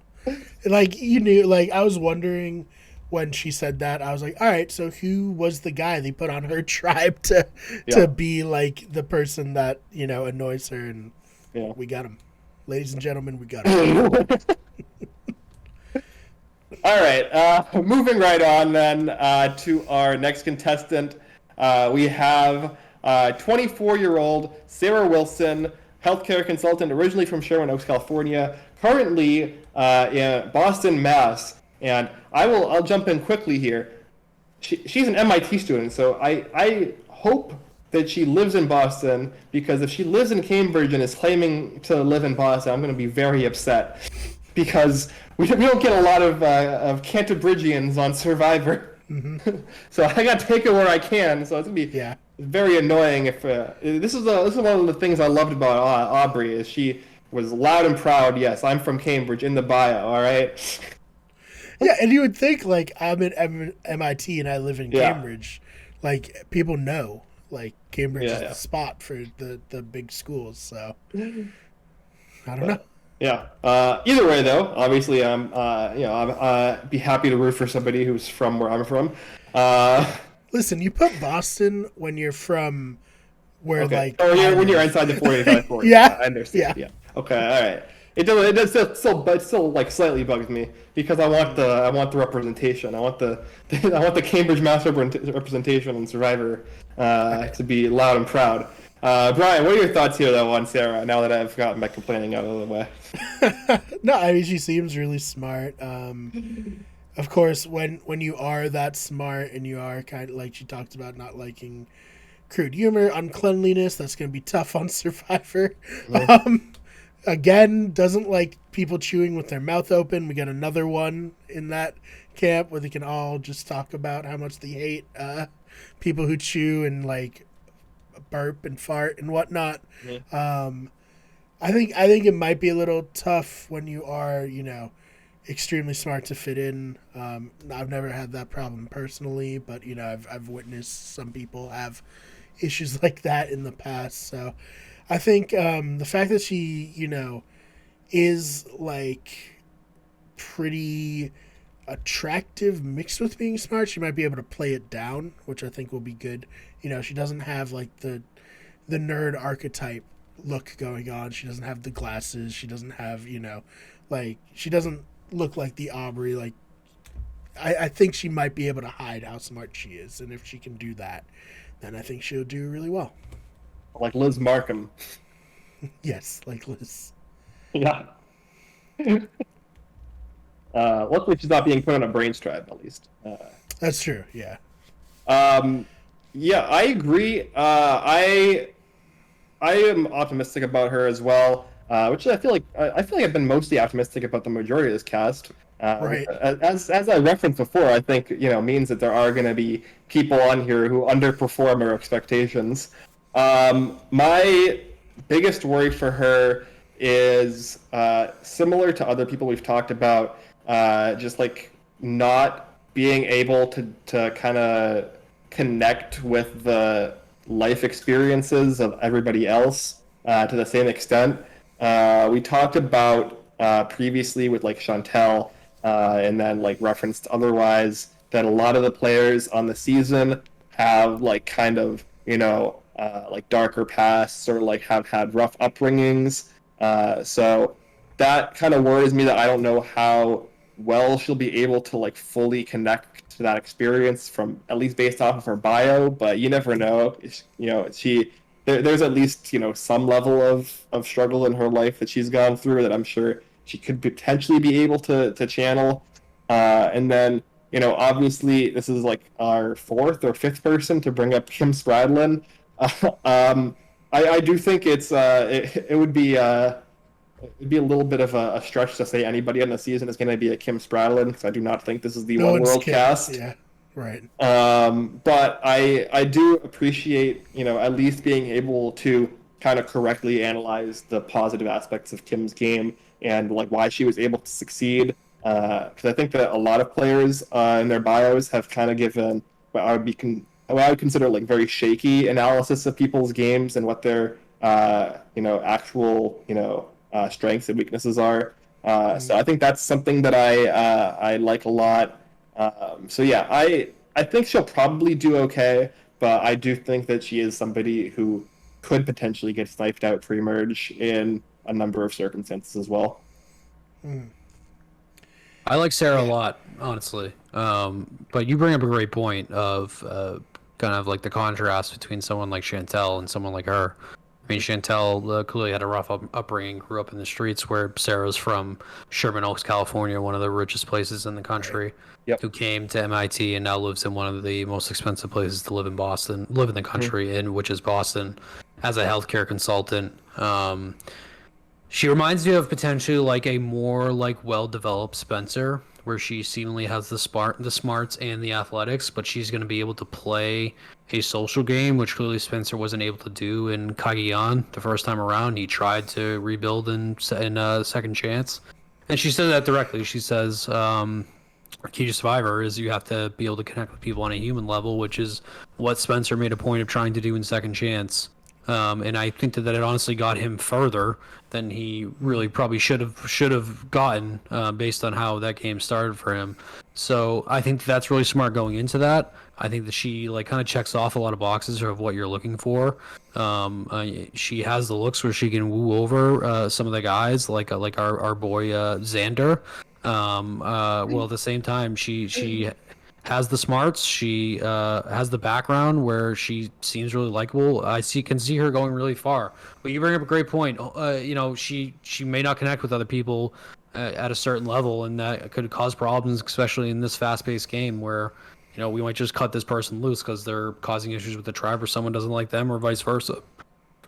On the face of it, though, I like Sarah a lot, and she's someone I would probably consider taking because she's at that prime age of 24, where she's not too young. She doesn't have the experience, but she's old enough where she's kind of mentally developed enough to be able to deal with some of the adversity that obviously this game will bring. Yeah, for sure. I think that on an average season, I would consider Sarah to do well. I think that my biggest concern is just on this cast specifically. Yeah. But we'll see. Maybe she'll be able to prove me wrong there. Moving on to our next contestant, we have David Voce, a 35-year-old neurosurgeon, originally from Highland, California, now living in Chicago. I believe our second contestant who currently lives in Chicago. And I do not like David. David's the one where you were saying, yeah, we've been very high on everybody. David's the one where I'm like, well, just wait, because I don't think we're going to be very high on David. Yeah, well, okay, see, I referenced earlier, who was it who said they wanted to play like Natalie White? It was Sydney, right? And I referenced that. I said the issue with that is there is at most one person on this cast who could be the Russell Hamster or Natalie White, and that at most one person, in my opinion, is David. There's a number of red flags for me on his bio. The first one was calling his emotional baggage a trail of tears. It was definitely a Poor choice. choice of words. Yeah. I don't know if you guys noticed that off the bat, but I was like, maybe where he got his neurosurgeon training, he didn't really have many liberal arts requirements. But well, I think it's even worse because I read it and I was like, maybe it's just a turn of phrase. And I was like, but he did put it in quotes. Put it in quotes, yeah. So maybe it's bad. You shouldn't. Yeah. Yeah, not great. Secondly, saying that I might see him as a potential Russell archetype. He directly references Russell as somebody he would like to play like. Which is that's rare and kind of fun because ever since Tony played, he's usurped everyone would say Russell, and then Tony played a crazy game like Russell and won. Mm-hmm. So now everyone says Tony. So it's kind of fun that he said Russell. Yeah, I mean, he also does say other players that I would consider would be a lot better. People like Todd, Natalie Anderson, Suri, even Kelly Wentworth. Russell was one of multiple people he references, but still not particularly great in my eyes. It's definitely an additional red flag. And then another red flag for me was the amount of time he talked about how being a neurosurgeon is going to provide the skills for him to win Survivor, which I'm completely lost on how that exactly is going to work. I don't really see a lot of necessarily a lot of overlap. I guess you could say maybe bedside manner or being able to deal with people who are in some of the worst situations of their lives and have that kind of compassion or empathy. That's maybe the only thing I can really see in terms of overlapping skills there. But yeah, I am there's not many players in this cast that I'm like actively not in on, and I am not in on David at all. I think he's not going to win the season. I would very confidently say he's not winning the season, but that's just me. Yeah. Brian, what are your thoughts? No, same thing. And I like surgeons aren't known to have great bedside manner, because like by virtue of their job, especially neurosurgeon, like you can't get emotionally invested in your patients because, as he referred to it, a trail of tears. But there are very like when you're going in to have neurosurgery, it's not good, and he's probably experienced the brunt of that. And I think we talk about jobs that are good for Survivor, therapists, Denise, flight attendants, people who like have to deal with people on a face-to-face basis. I think surgeon might be the worst occupation to come into Survivor with, and I don't necessarily see him doing that well. I mean, obviously, in real life, being a neurosurgeon, that's fucking amazing. Like, I could never fucking do that. And, like, we need people like him, in the world. I just don't think for a game like Survivor, he's going to excel at it. Yeah, I'm not going to spend too much time on David because I completely agree with everything you guys said.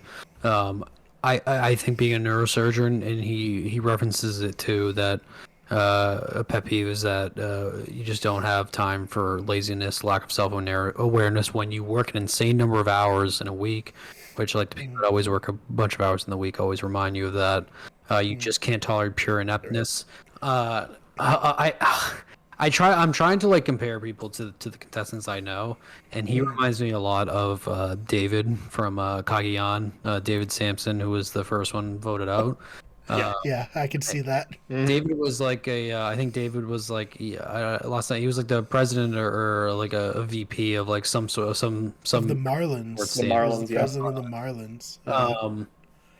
And that's obviously like a high-end, very commanding position, and I feel like a neurosurgeon's just like that. I can see David, first before first tribal, maybe second, that he's clearly just too bossy. And I 35, he's older than a lot of other contestants, save maybe like 2, 3, or 4.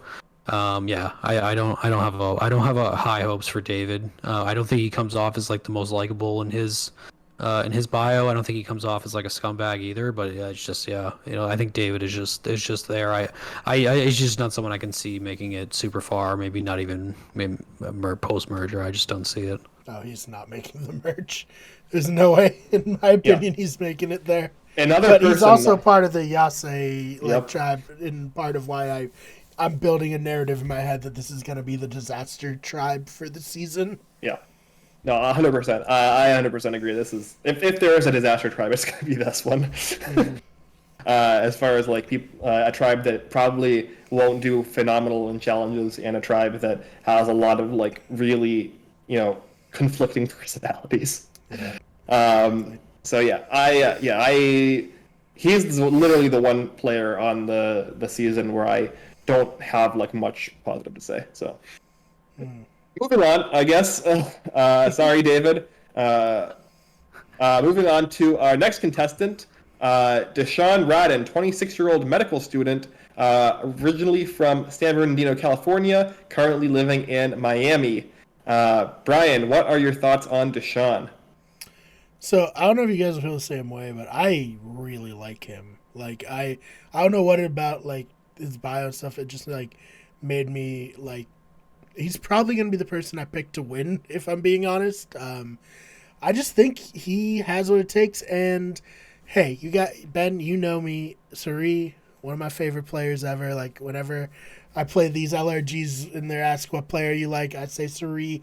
Let's hope that someone can carry the legacy and actually pull a W out in Suri Field's name. So I'm super high on him. What do you guys think? Okay, I'll go next because you pissed me off, Brian. All right, because when we pick winner picks at the end, it's gonna go Dylan, you, me. All right, I'm gonna go third. And I came into this podcast. Deshaun was gonna be my winner pick, Brian. God damn it! Now you're gonna snipe him from me? What the fuck? Sorry. But yeah, obviously. He also falls into my big brother thing of person on the cast I'd most want to like have a beer with. Sure, so. of course. Yeah.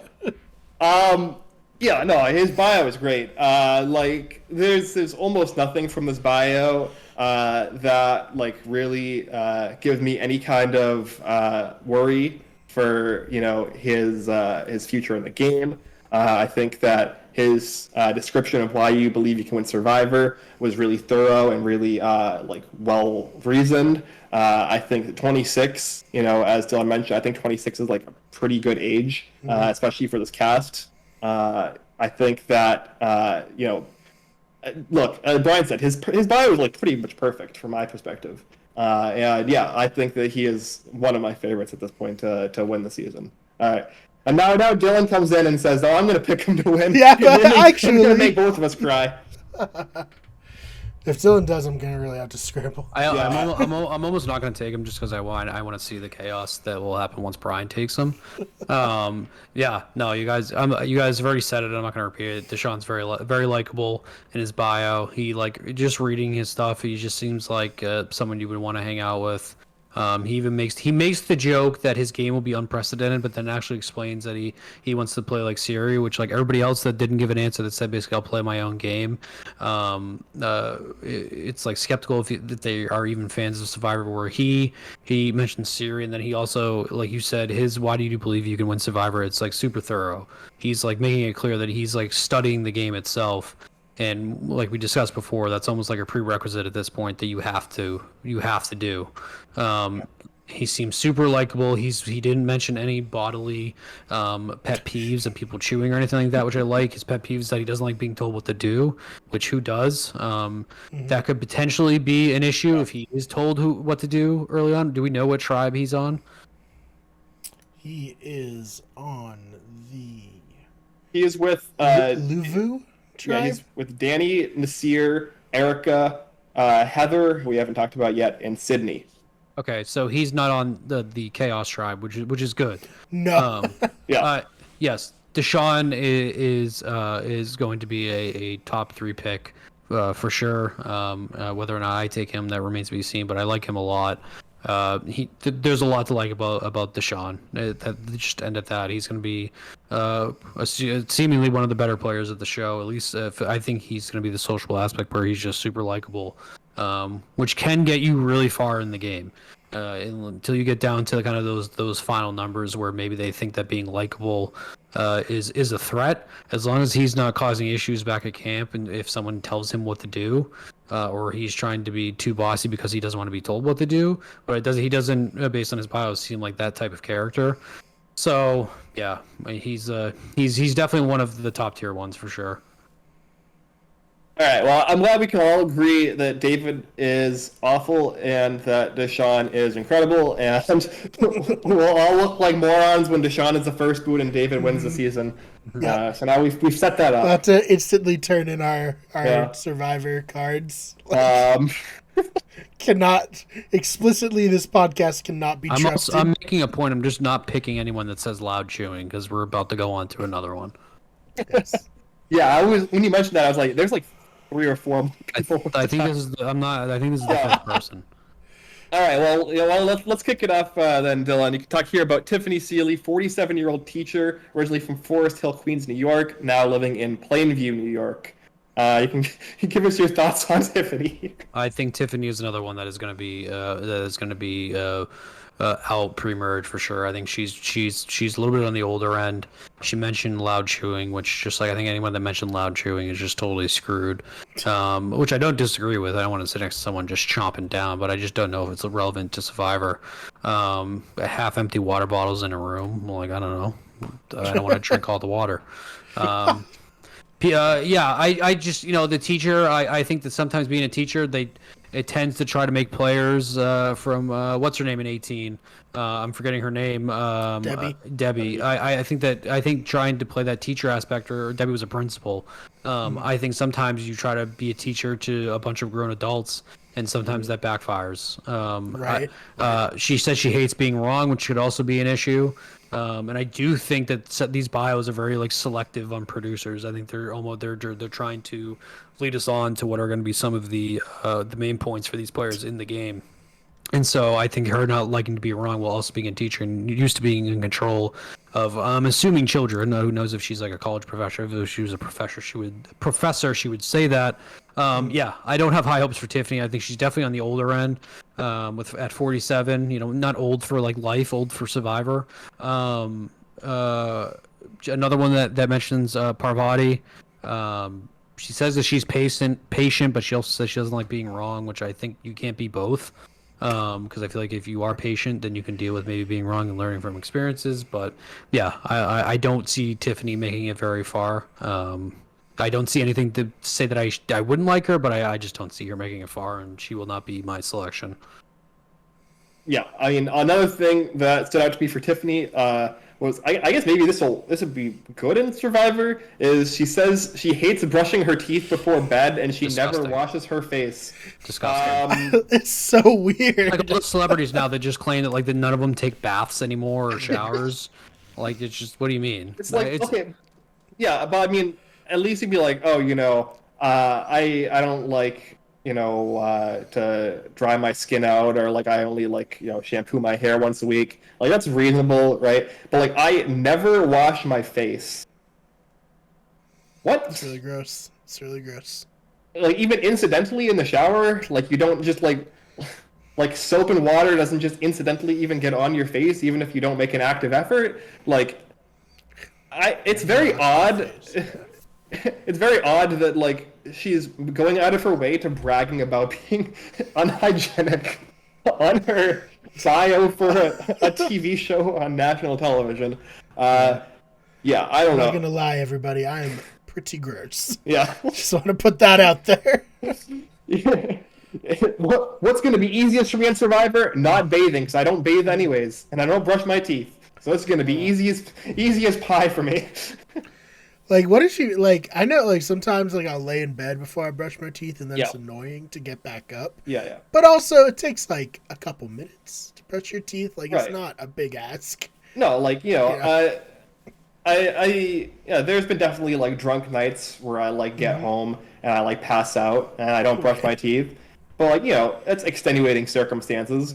To go out of your way to, like, mention not brushing your teeth before bed and saying that you, like, actively don't like doing it is bizarre, I would say. Yeah. But yeah, I agree that Tiffany is not winning.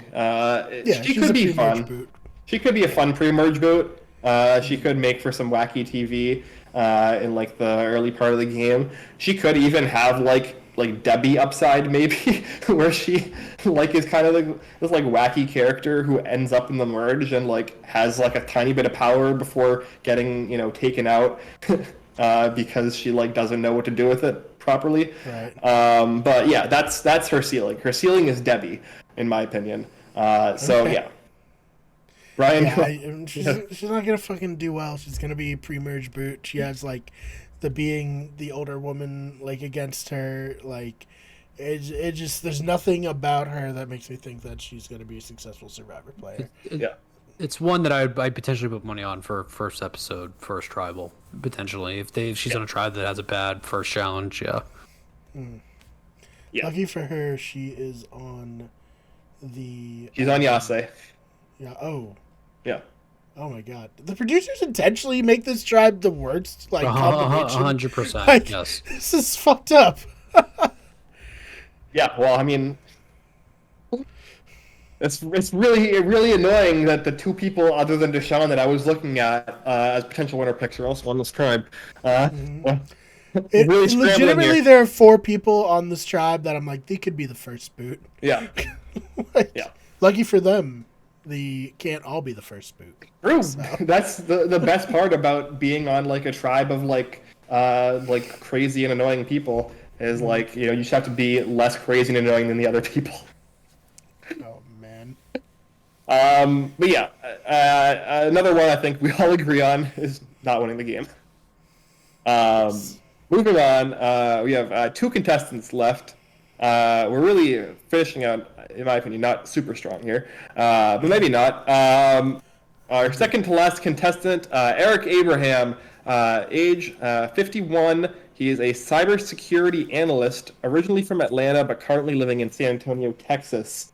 Brian, what are your thoughts on Eric here? He is, talking about this potentially cursed Yase tribe. He is the last member of it. Oh no, he is. For us to talk about. I was gonna. Oh man, I'll let you go, Brian. I think that I don't see him getting along that well with the other people we've talked about on that tribe. He seems like he's a pretty down-to-earth dude. He's a cybersecurity analyst. That's good, but he's an older man. Being on either end of the age spectrum is really tough to overcome in these games. Mm-hmm. I like that he said Richard Hatch as one of his players that he'd want to play with. Obviously, very old school, the very first winner, and then he kicked it a little new school with Wendell, with a touch of Boston Rob. If you could be a combination of those 3 players, that'd be great. I think it's tough to be because I think they're all very good players. For all very different reasons and very different play styles. It's kind of a weird combination because they don't really overlap very much in how they play the game. Yeah. But yeah, I'm worried for my man here. I'm worried for Eric. Just especially because of the tribe that he's on. Yeah, beyond that, my biggest concern for him is. I referenced earlier there is somebody who has Air Force experience, and he is that person. And I am always very cautious about people who have significant military experience on Survivor, just because I think that on average they tend to treat Survivor and the social elements of Survivor as if it were the military, and that would be my biggest worry for him, outside of the other things that Brian mentioned, because most people do not take well to social situations being handled the way that the military would handle things. And so I think that if he doesn't do that, and he can get past the age issue, and he can potentially relate to this cast, which I think he might also struggle with, and he can get through the fact that, as we mentioned, this tribe could be kind of a hot mess, then maybe he could sneak into a good position if he were to get into a post-swap or post-merge position. But I think there's a lot of things that he has to overcome before he gets to that point. Dylan, what are your thoughts? Yeah, you hit the nail on the head with the previous military members. Reading through his bio, it kind of reminded me of Jerry Sims from, once again, to go back to 18. Jerry, I'm pretty sure, was still in the army at that point at 49. Yeah, he was. But he was getting his ass kicked up and down in competitions. Eric just reminds me of a dad. His bio is just a very dad bio. His hobbies are basketball, golfing, and reading. So was my dad's. And spoiler for me, I just found out that Wendell wins his season, so I will be putting that season in the back pocket. Sorry about that. I now know that he references three winners, which is good because a lot of people are referencing people that either didn't win or second, third place contestants. The fact that he's on the Chaos Tribe, I don't think it could be good for him. We said that Tiffany's also on that tribe, right? Let me go over there. Tiffany is, yes. Yep. Yeah. I think that maybe that could be beneficial to both of them to be the older ones that are going to inevitably clash with the younger, kind of more millennial generation on that tribe. So I think that they potentially, depending on how they do in challenges, could be fighting for their spot almost immediately. Yeah, reading through Eric's bio just reminds me of a dad. You know, what is it? The accomplishment he's most proud of is having his daughter. She's the next generation in our family. That is the most dad answer you could possibly give. It Yeah, really true. is. His pet peeves are people who have characteristics of being slothful, condescending, and psychophantic. That's not even a word I've ever used before. That's a dad word. So yeah, I mean, I'm rooting for Eric, I guess, but I think Eric may be potentially on what might be one of the worst tribes in Survivor just on paper. So we'll see what goes on with that. But he might be immediately outnumbered by some of the younger people that he's trying to wrangle up being a dad, and it's not stacked in his favor at this point, unfortunately for him. Yeah. Referencing that too, slothful is another word that's very it's like a very SAT word. There's a lot of people on this cast who reference not liking laziness or lazy people, but nobody calls them slothful. So that's definitely a little unique little characteristic there. Man. Yeah. If I was on Survivor, I would love sycophants because I would want to make everyone my personal sycophant and be like a cult leader, right? Like especially you want people like who are easily, exactly. You want people who are easily manipulated and like will just ride or die with you, right? Yeah. I'm totally not googling sycophantic right now, so figure out what it means. Oh man. So should we get to Jennifer Coolidge? Yeah, let's go. Wait, what? She looks like Jennifer Coolidge, the actress. I was like, hold on, what? Like, wait, no, Heather. I was like, wait a minute. What a twist. But Jennifer Coolidge is a great actress. I missed that. Yeah. Moving on to our final contestant, Heather Aldrett. Probably. Sounds good to me. 52-year-old stay-at-home mom from Charleston, South Carolina. And I guess I'll go here on Heather first. I'm not necessarily super down on Heather compared to like the other older contestants, or even just somebody who you might compare her to, like Tiffany. I think that she probably has more upside than those other contestants just from her answers. I was kind of put off a little bit by her picking Rick Devens because, again, similar to like picking Ben before, that, you know, kind of implies that you're planning on having your back up against the wall at some point in the game and just kind of like riding by the seat of your pants, which is not the best. But I think that she kind of saved it a little bit by referencing the fact that she liked how Rick seemed to just enjoy the experience and like never really kind of lost sight of the fact that he was supposed to be having fun in Survivor more so than his actual gameplay. So I think that's fine. I also like that she referenced basically every older blonde lady who has done well in Survivor. And I love that she referenced Tina. That's awesome. Yeah. People don't put respect on Tina's name enough anymore, I feel like. Yeah.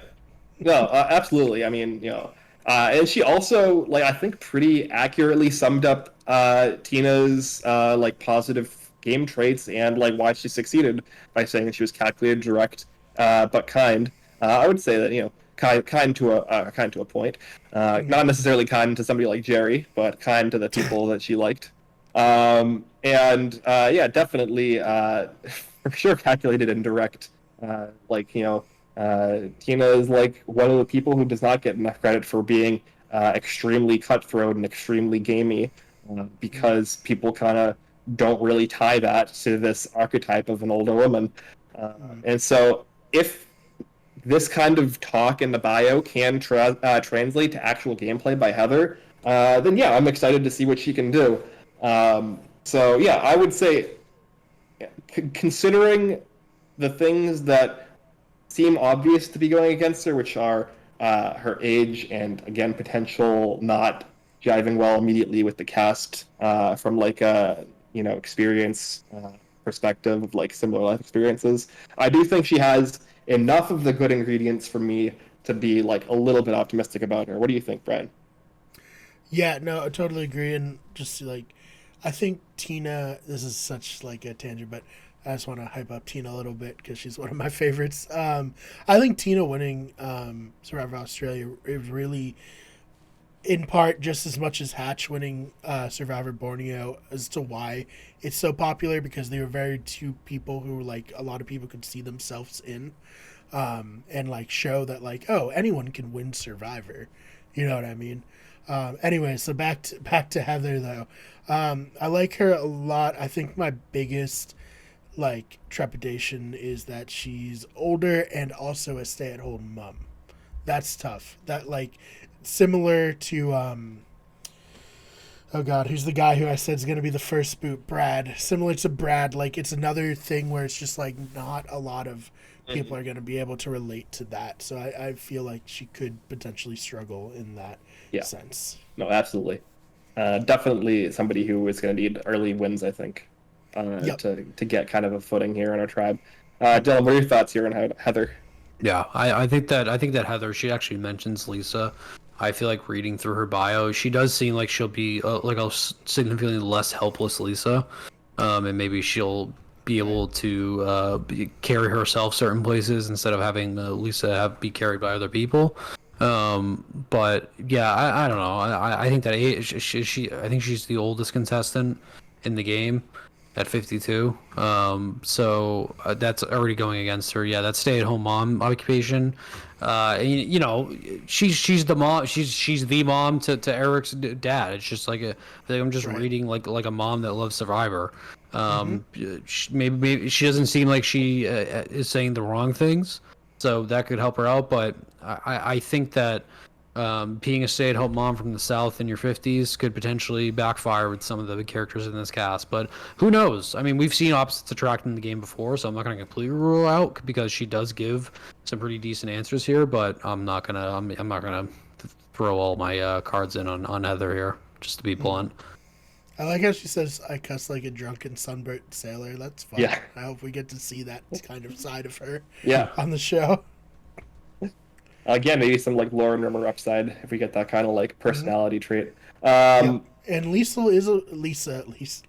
Welchel is a person who, like Ben said, she probably would have gone out very quickly on Tang Dang if Tang Dang wasn't like one of the most dominant tribes of all time. And then she went super far. So we'll see. She was, but at least ended up being the lamb that was sacrificed. That is always mentioned. And I think that Heather, some of her answers, I don't think that she'll be the sacrifice, but sometimes when you're against a bunch of cutthroat 20 and 30-year-olds, the game could get away from you fast. So we'll see. She was on the Luvu tribe, which I do think is the tribe best positioned to be like the dominant challenge tribe. So I agree. All right, well, that's the cast. That's it. We did it. We just have to wrap up here, lock in our winner picks, and all fight over Deshaun, I guess. Also, to everyone in the comment section before I make this pick, I have not been farting. My chair just makes that noise, so knock it off. No, I mean I have a noisy chair as well, so I got like that kind of noise going. I'm gonna get made fun of for farting in my 2 fridges. I already know it. Yep. I'm gonna actually blow some minds here. I'm not taking Deshaun. Not just because I want to see the cast between you guys, but I'm going with my gut. I think that I have here potentially a more successful Malcolm, and I think that I'm taking it's either Jairus or Jairus. I'm taking Jairus Robinson as my pick to win it. I think that I think he has the athletic ability to be able to carry him in challenges. I think that he has like the seemingly the lovable kind of like goofy, very like relatable attitude about himself. I don't think that he'll cause too much issues within the game, although I am being very contradictive. He is one of the people that said that he does not like loud eating, and I'm taking him, but I can do what I want with the number 1 pick. So I'm taking Jairus, and we'll be sitting here in December talking about how great of a pick this was. I hope so. Certainly hope so. So, Ben, so am I next or are you next? Okay, so I think the way we should do this is we did make me and you did make preseason winner picks for season 40, and that's right. technically your Don't winner pick. Don't spoil. Dylan hasn't. Yeah, well, I'm not going to say the names, but technically your winner pick did finish the game in a higher position than mine.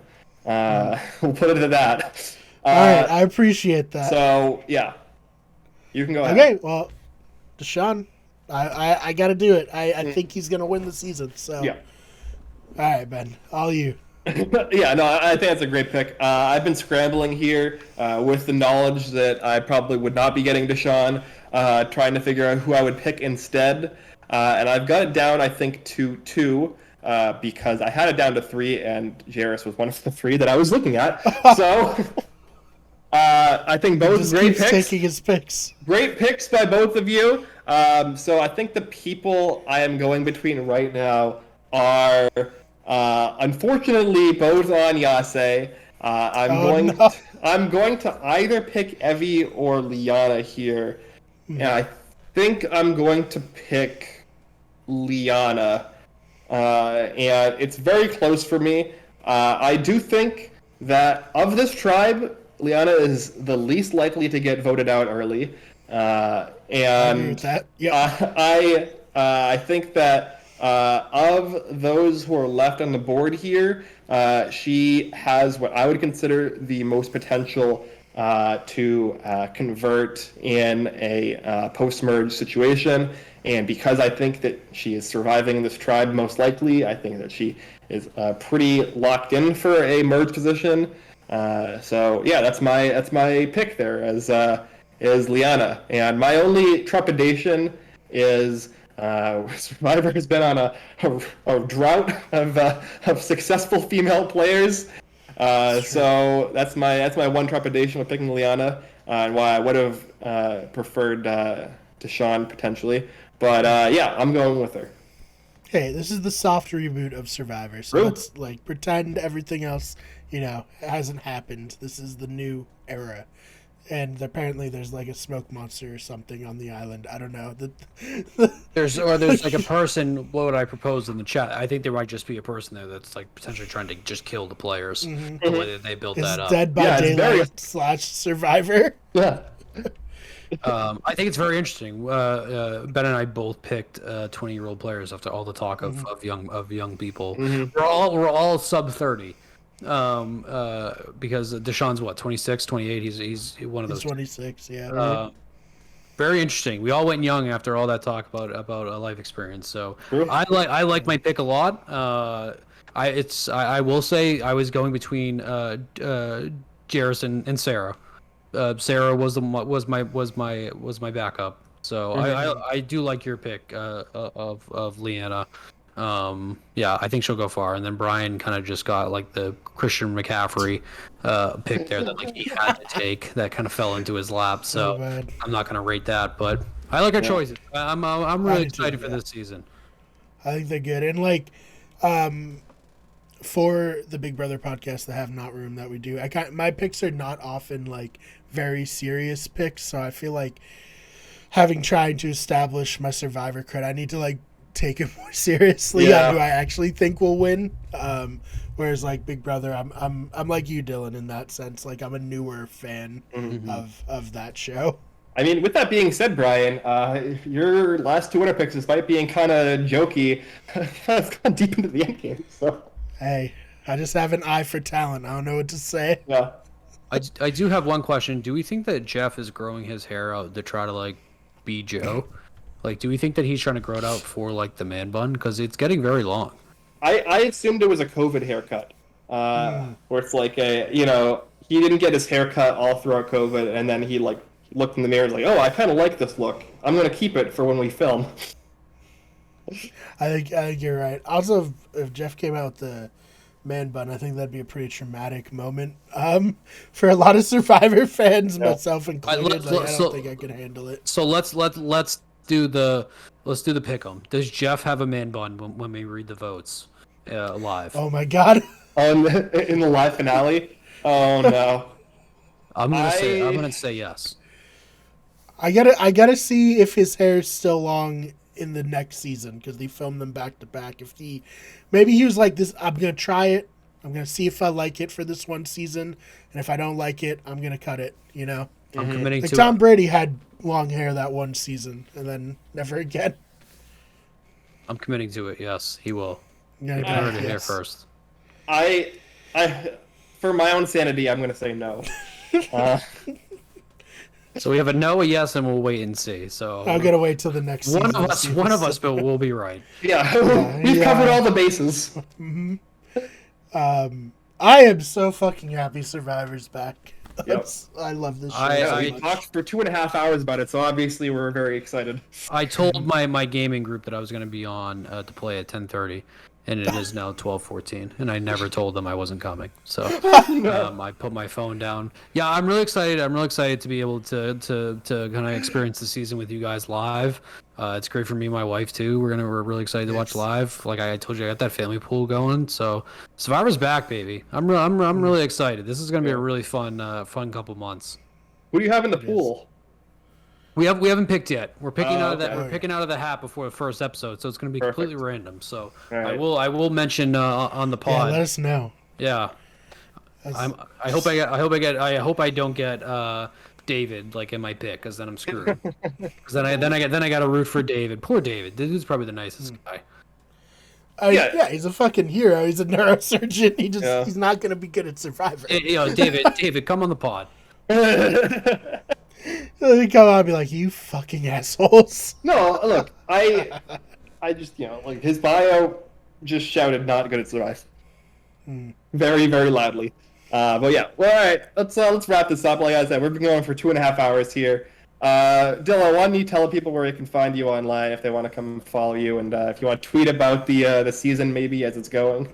Yeah, so just follow me on Twitter. Don't follow me on anything else, please. I don't like to be tracked by the community at large. Twitter is where I do most of my devious activities, so please follow me at DJ Clubberlang, all one word with 2 B's in Clubberlang. At Twitter, I yell about things, and I told myself I'm not going to swear anymore online, so I'm not doing that shit anymore. Well done. Thank you. All right, Brian, what about you? You can follow me on Twitter at @theFakeBMar. That's BMARR. That's where I mostly hang out online, just doom scrolling endlessly. You can find me on Twitter primarily at Ben Sharon. I will be continuing to tweet about Big Brother until this is over. I will will start and finish tweeting about The Circle. Season 3, which is coming up. Be sure to check out Influencer Chat with me and Brian coming Recording on Saturday. Recording the first 4 episodes dropping. Probably another 2-hour podcast. Yeah, probably. With the way those go, we are here to bring you Survivor coverage. Again, this is the Blindsiders. This channel is Better Radio. You can follow the main channel, Wicked Good Everything on YouTube, at WG Everything on Twitter, and then at Wicked Good Everything on Twitch, Facebook, Instagram, and TikTok. And I believe that's it. We got all the plugs out of the way. Follow Wicked Good Sports because I make a lot of videos all the time on that channel, so I would appreciate it. Yes, and if you happened upon this podcast on a platform you don't usually use, the Blindsiders will be available on every major podcasting platform as well, so you can switch to the podcasting platform of your choice if you don't want to watch us on YouTube or listen to us on whatever one you randomly found us on. And if you're interested in that fridge, please just message me on Twitter. Yep. Get rid of it, please. Please, if you just want to help me come move it, that's fine. Other than that, we'll be back in about 2-ish weeks to talk about the premiere of Survivor 41. Until then, see you later.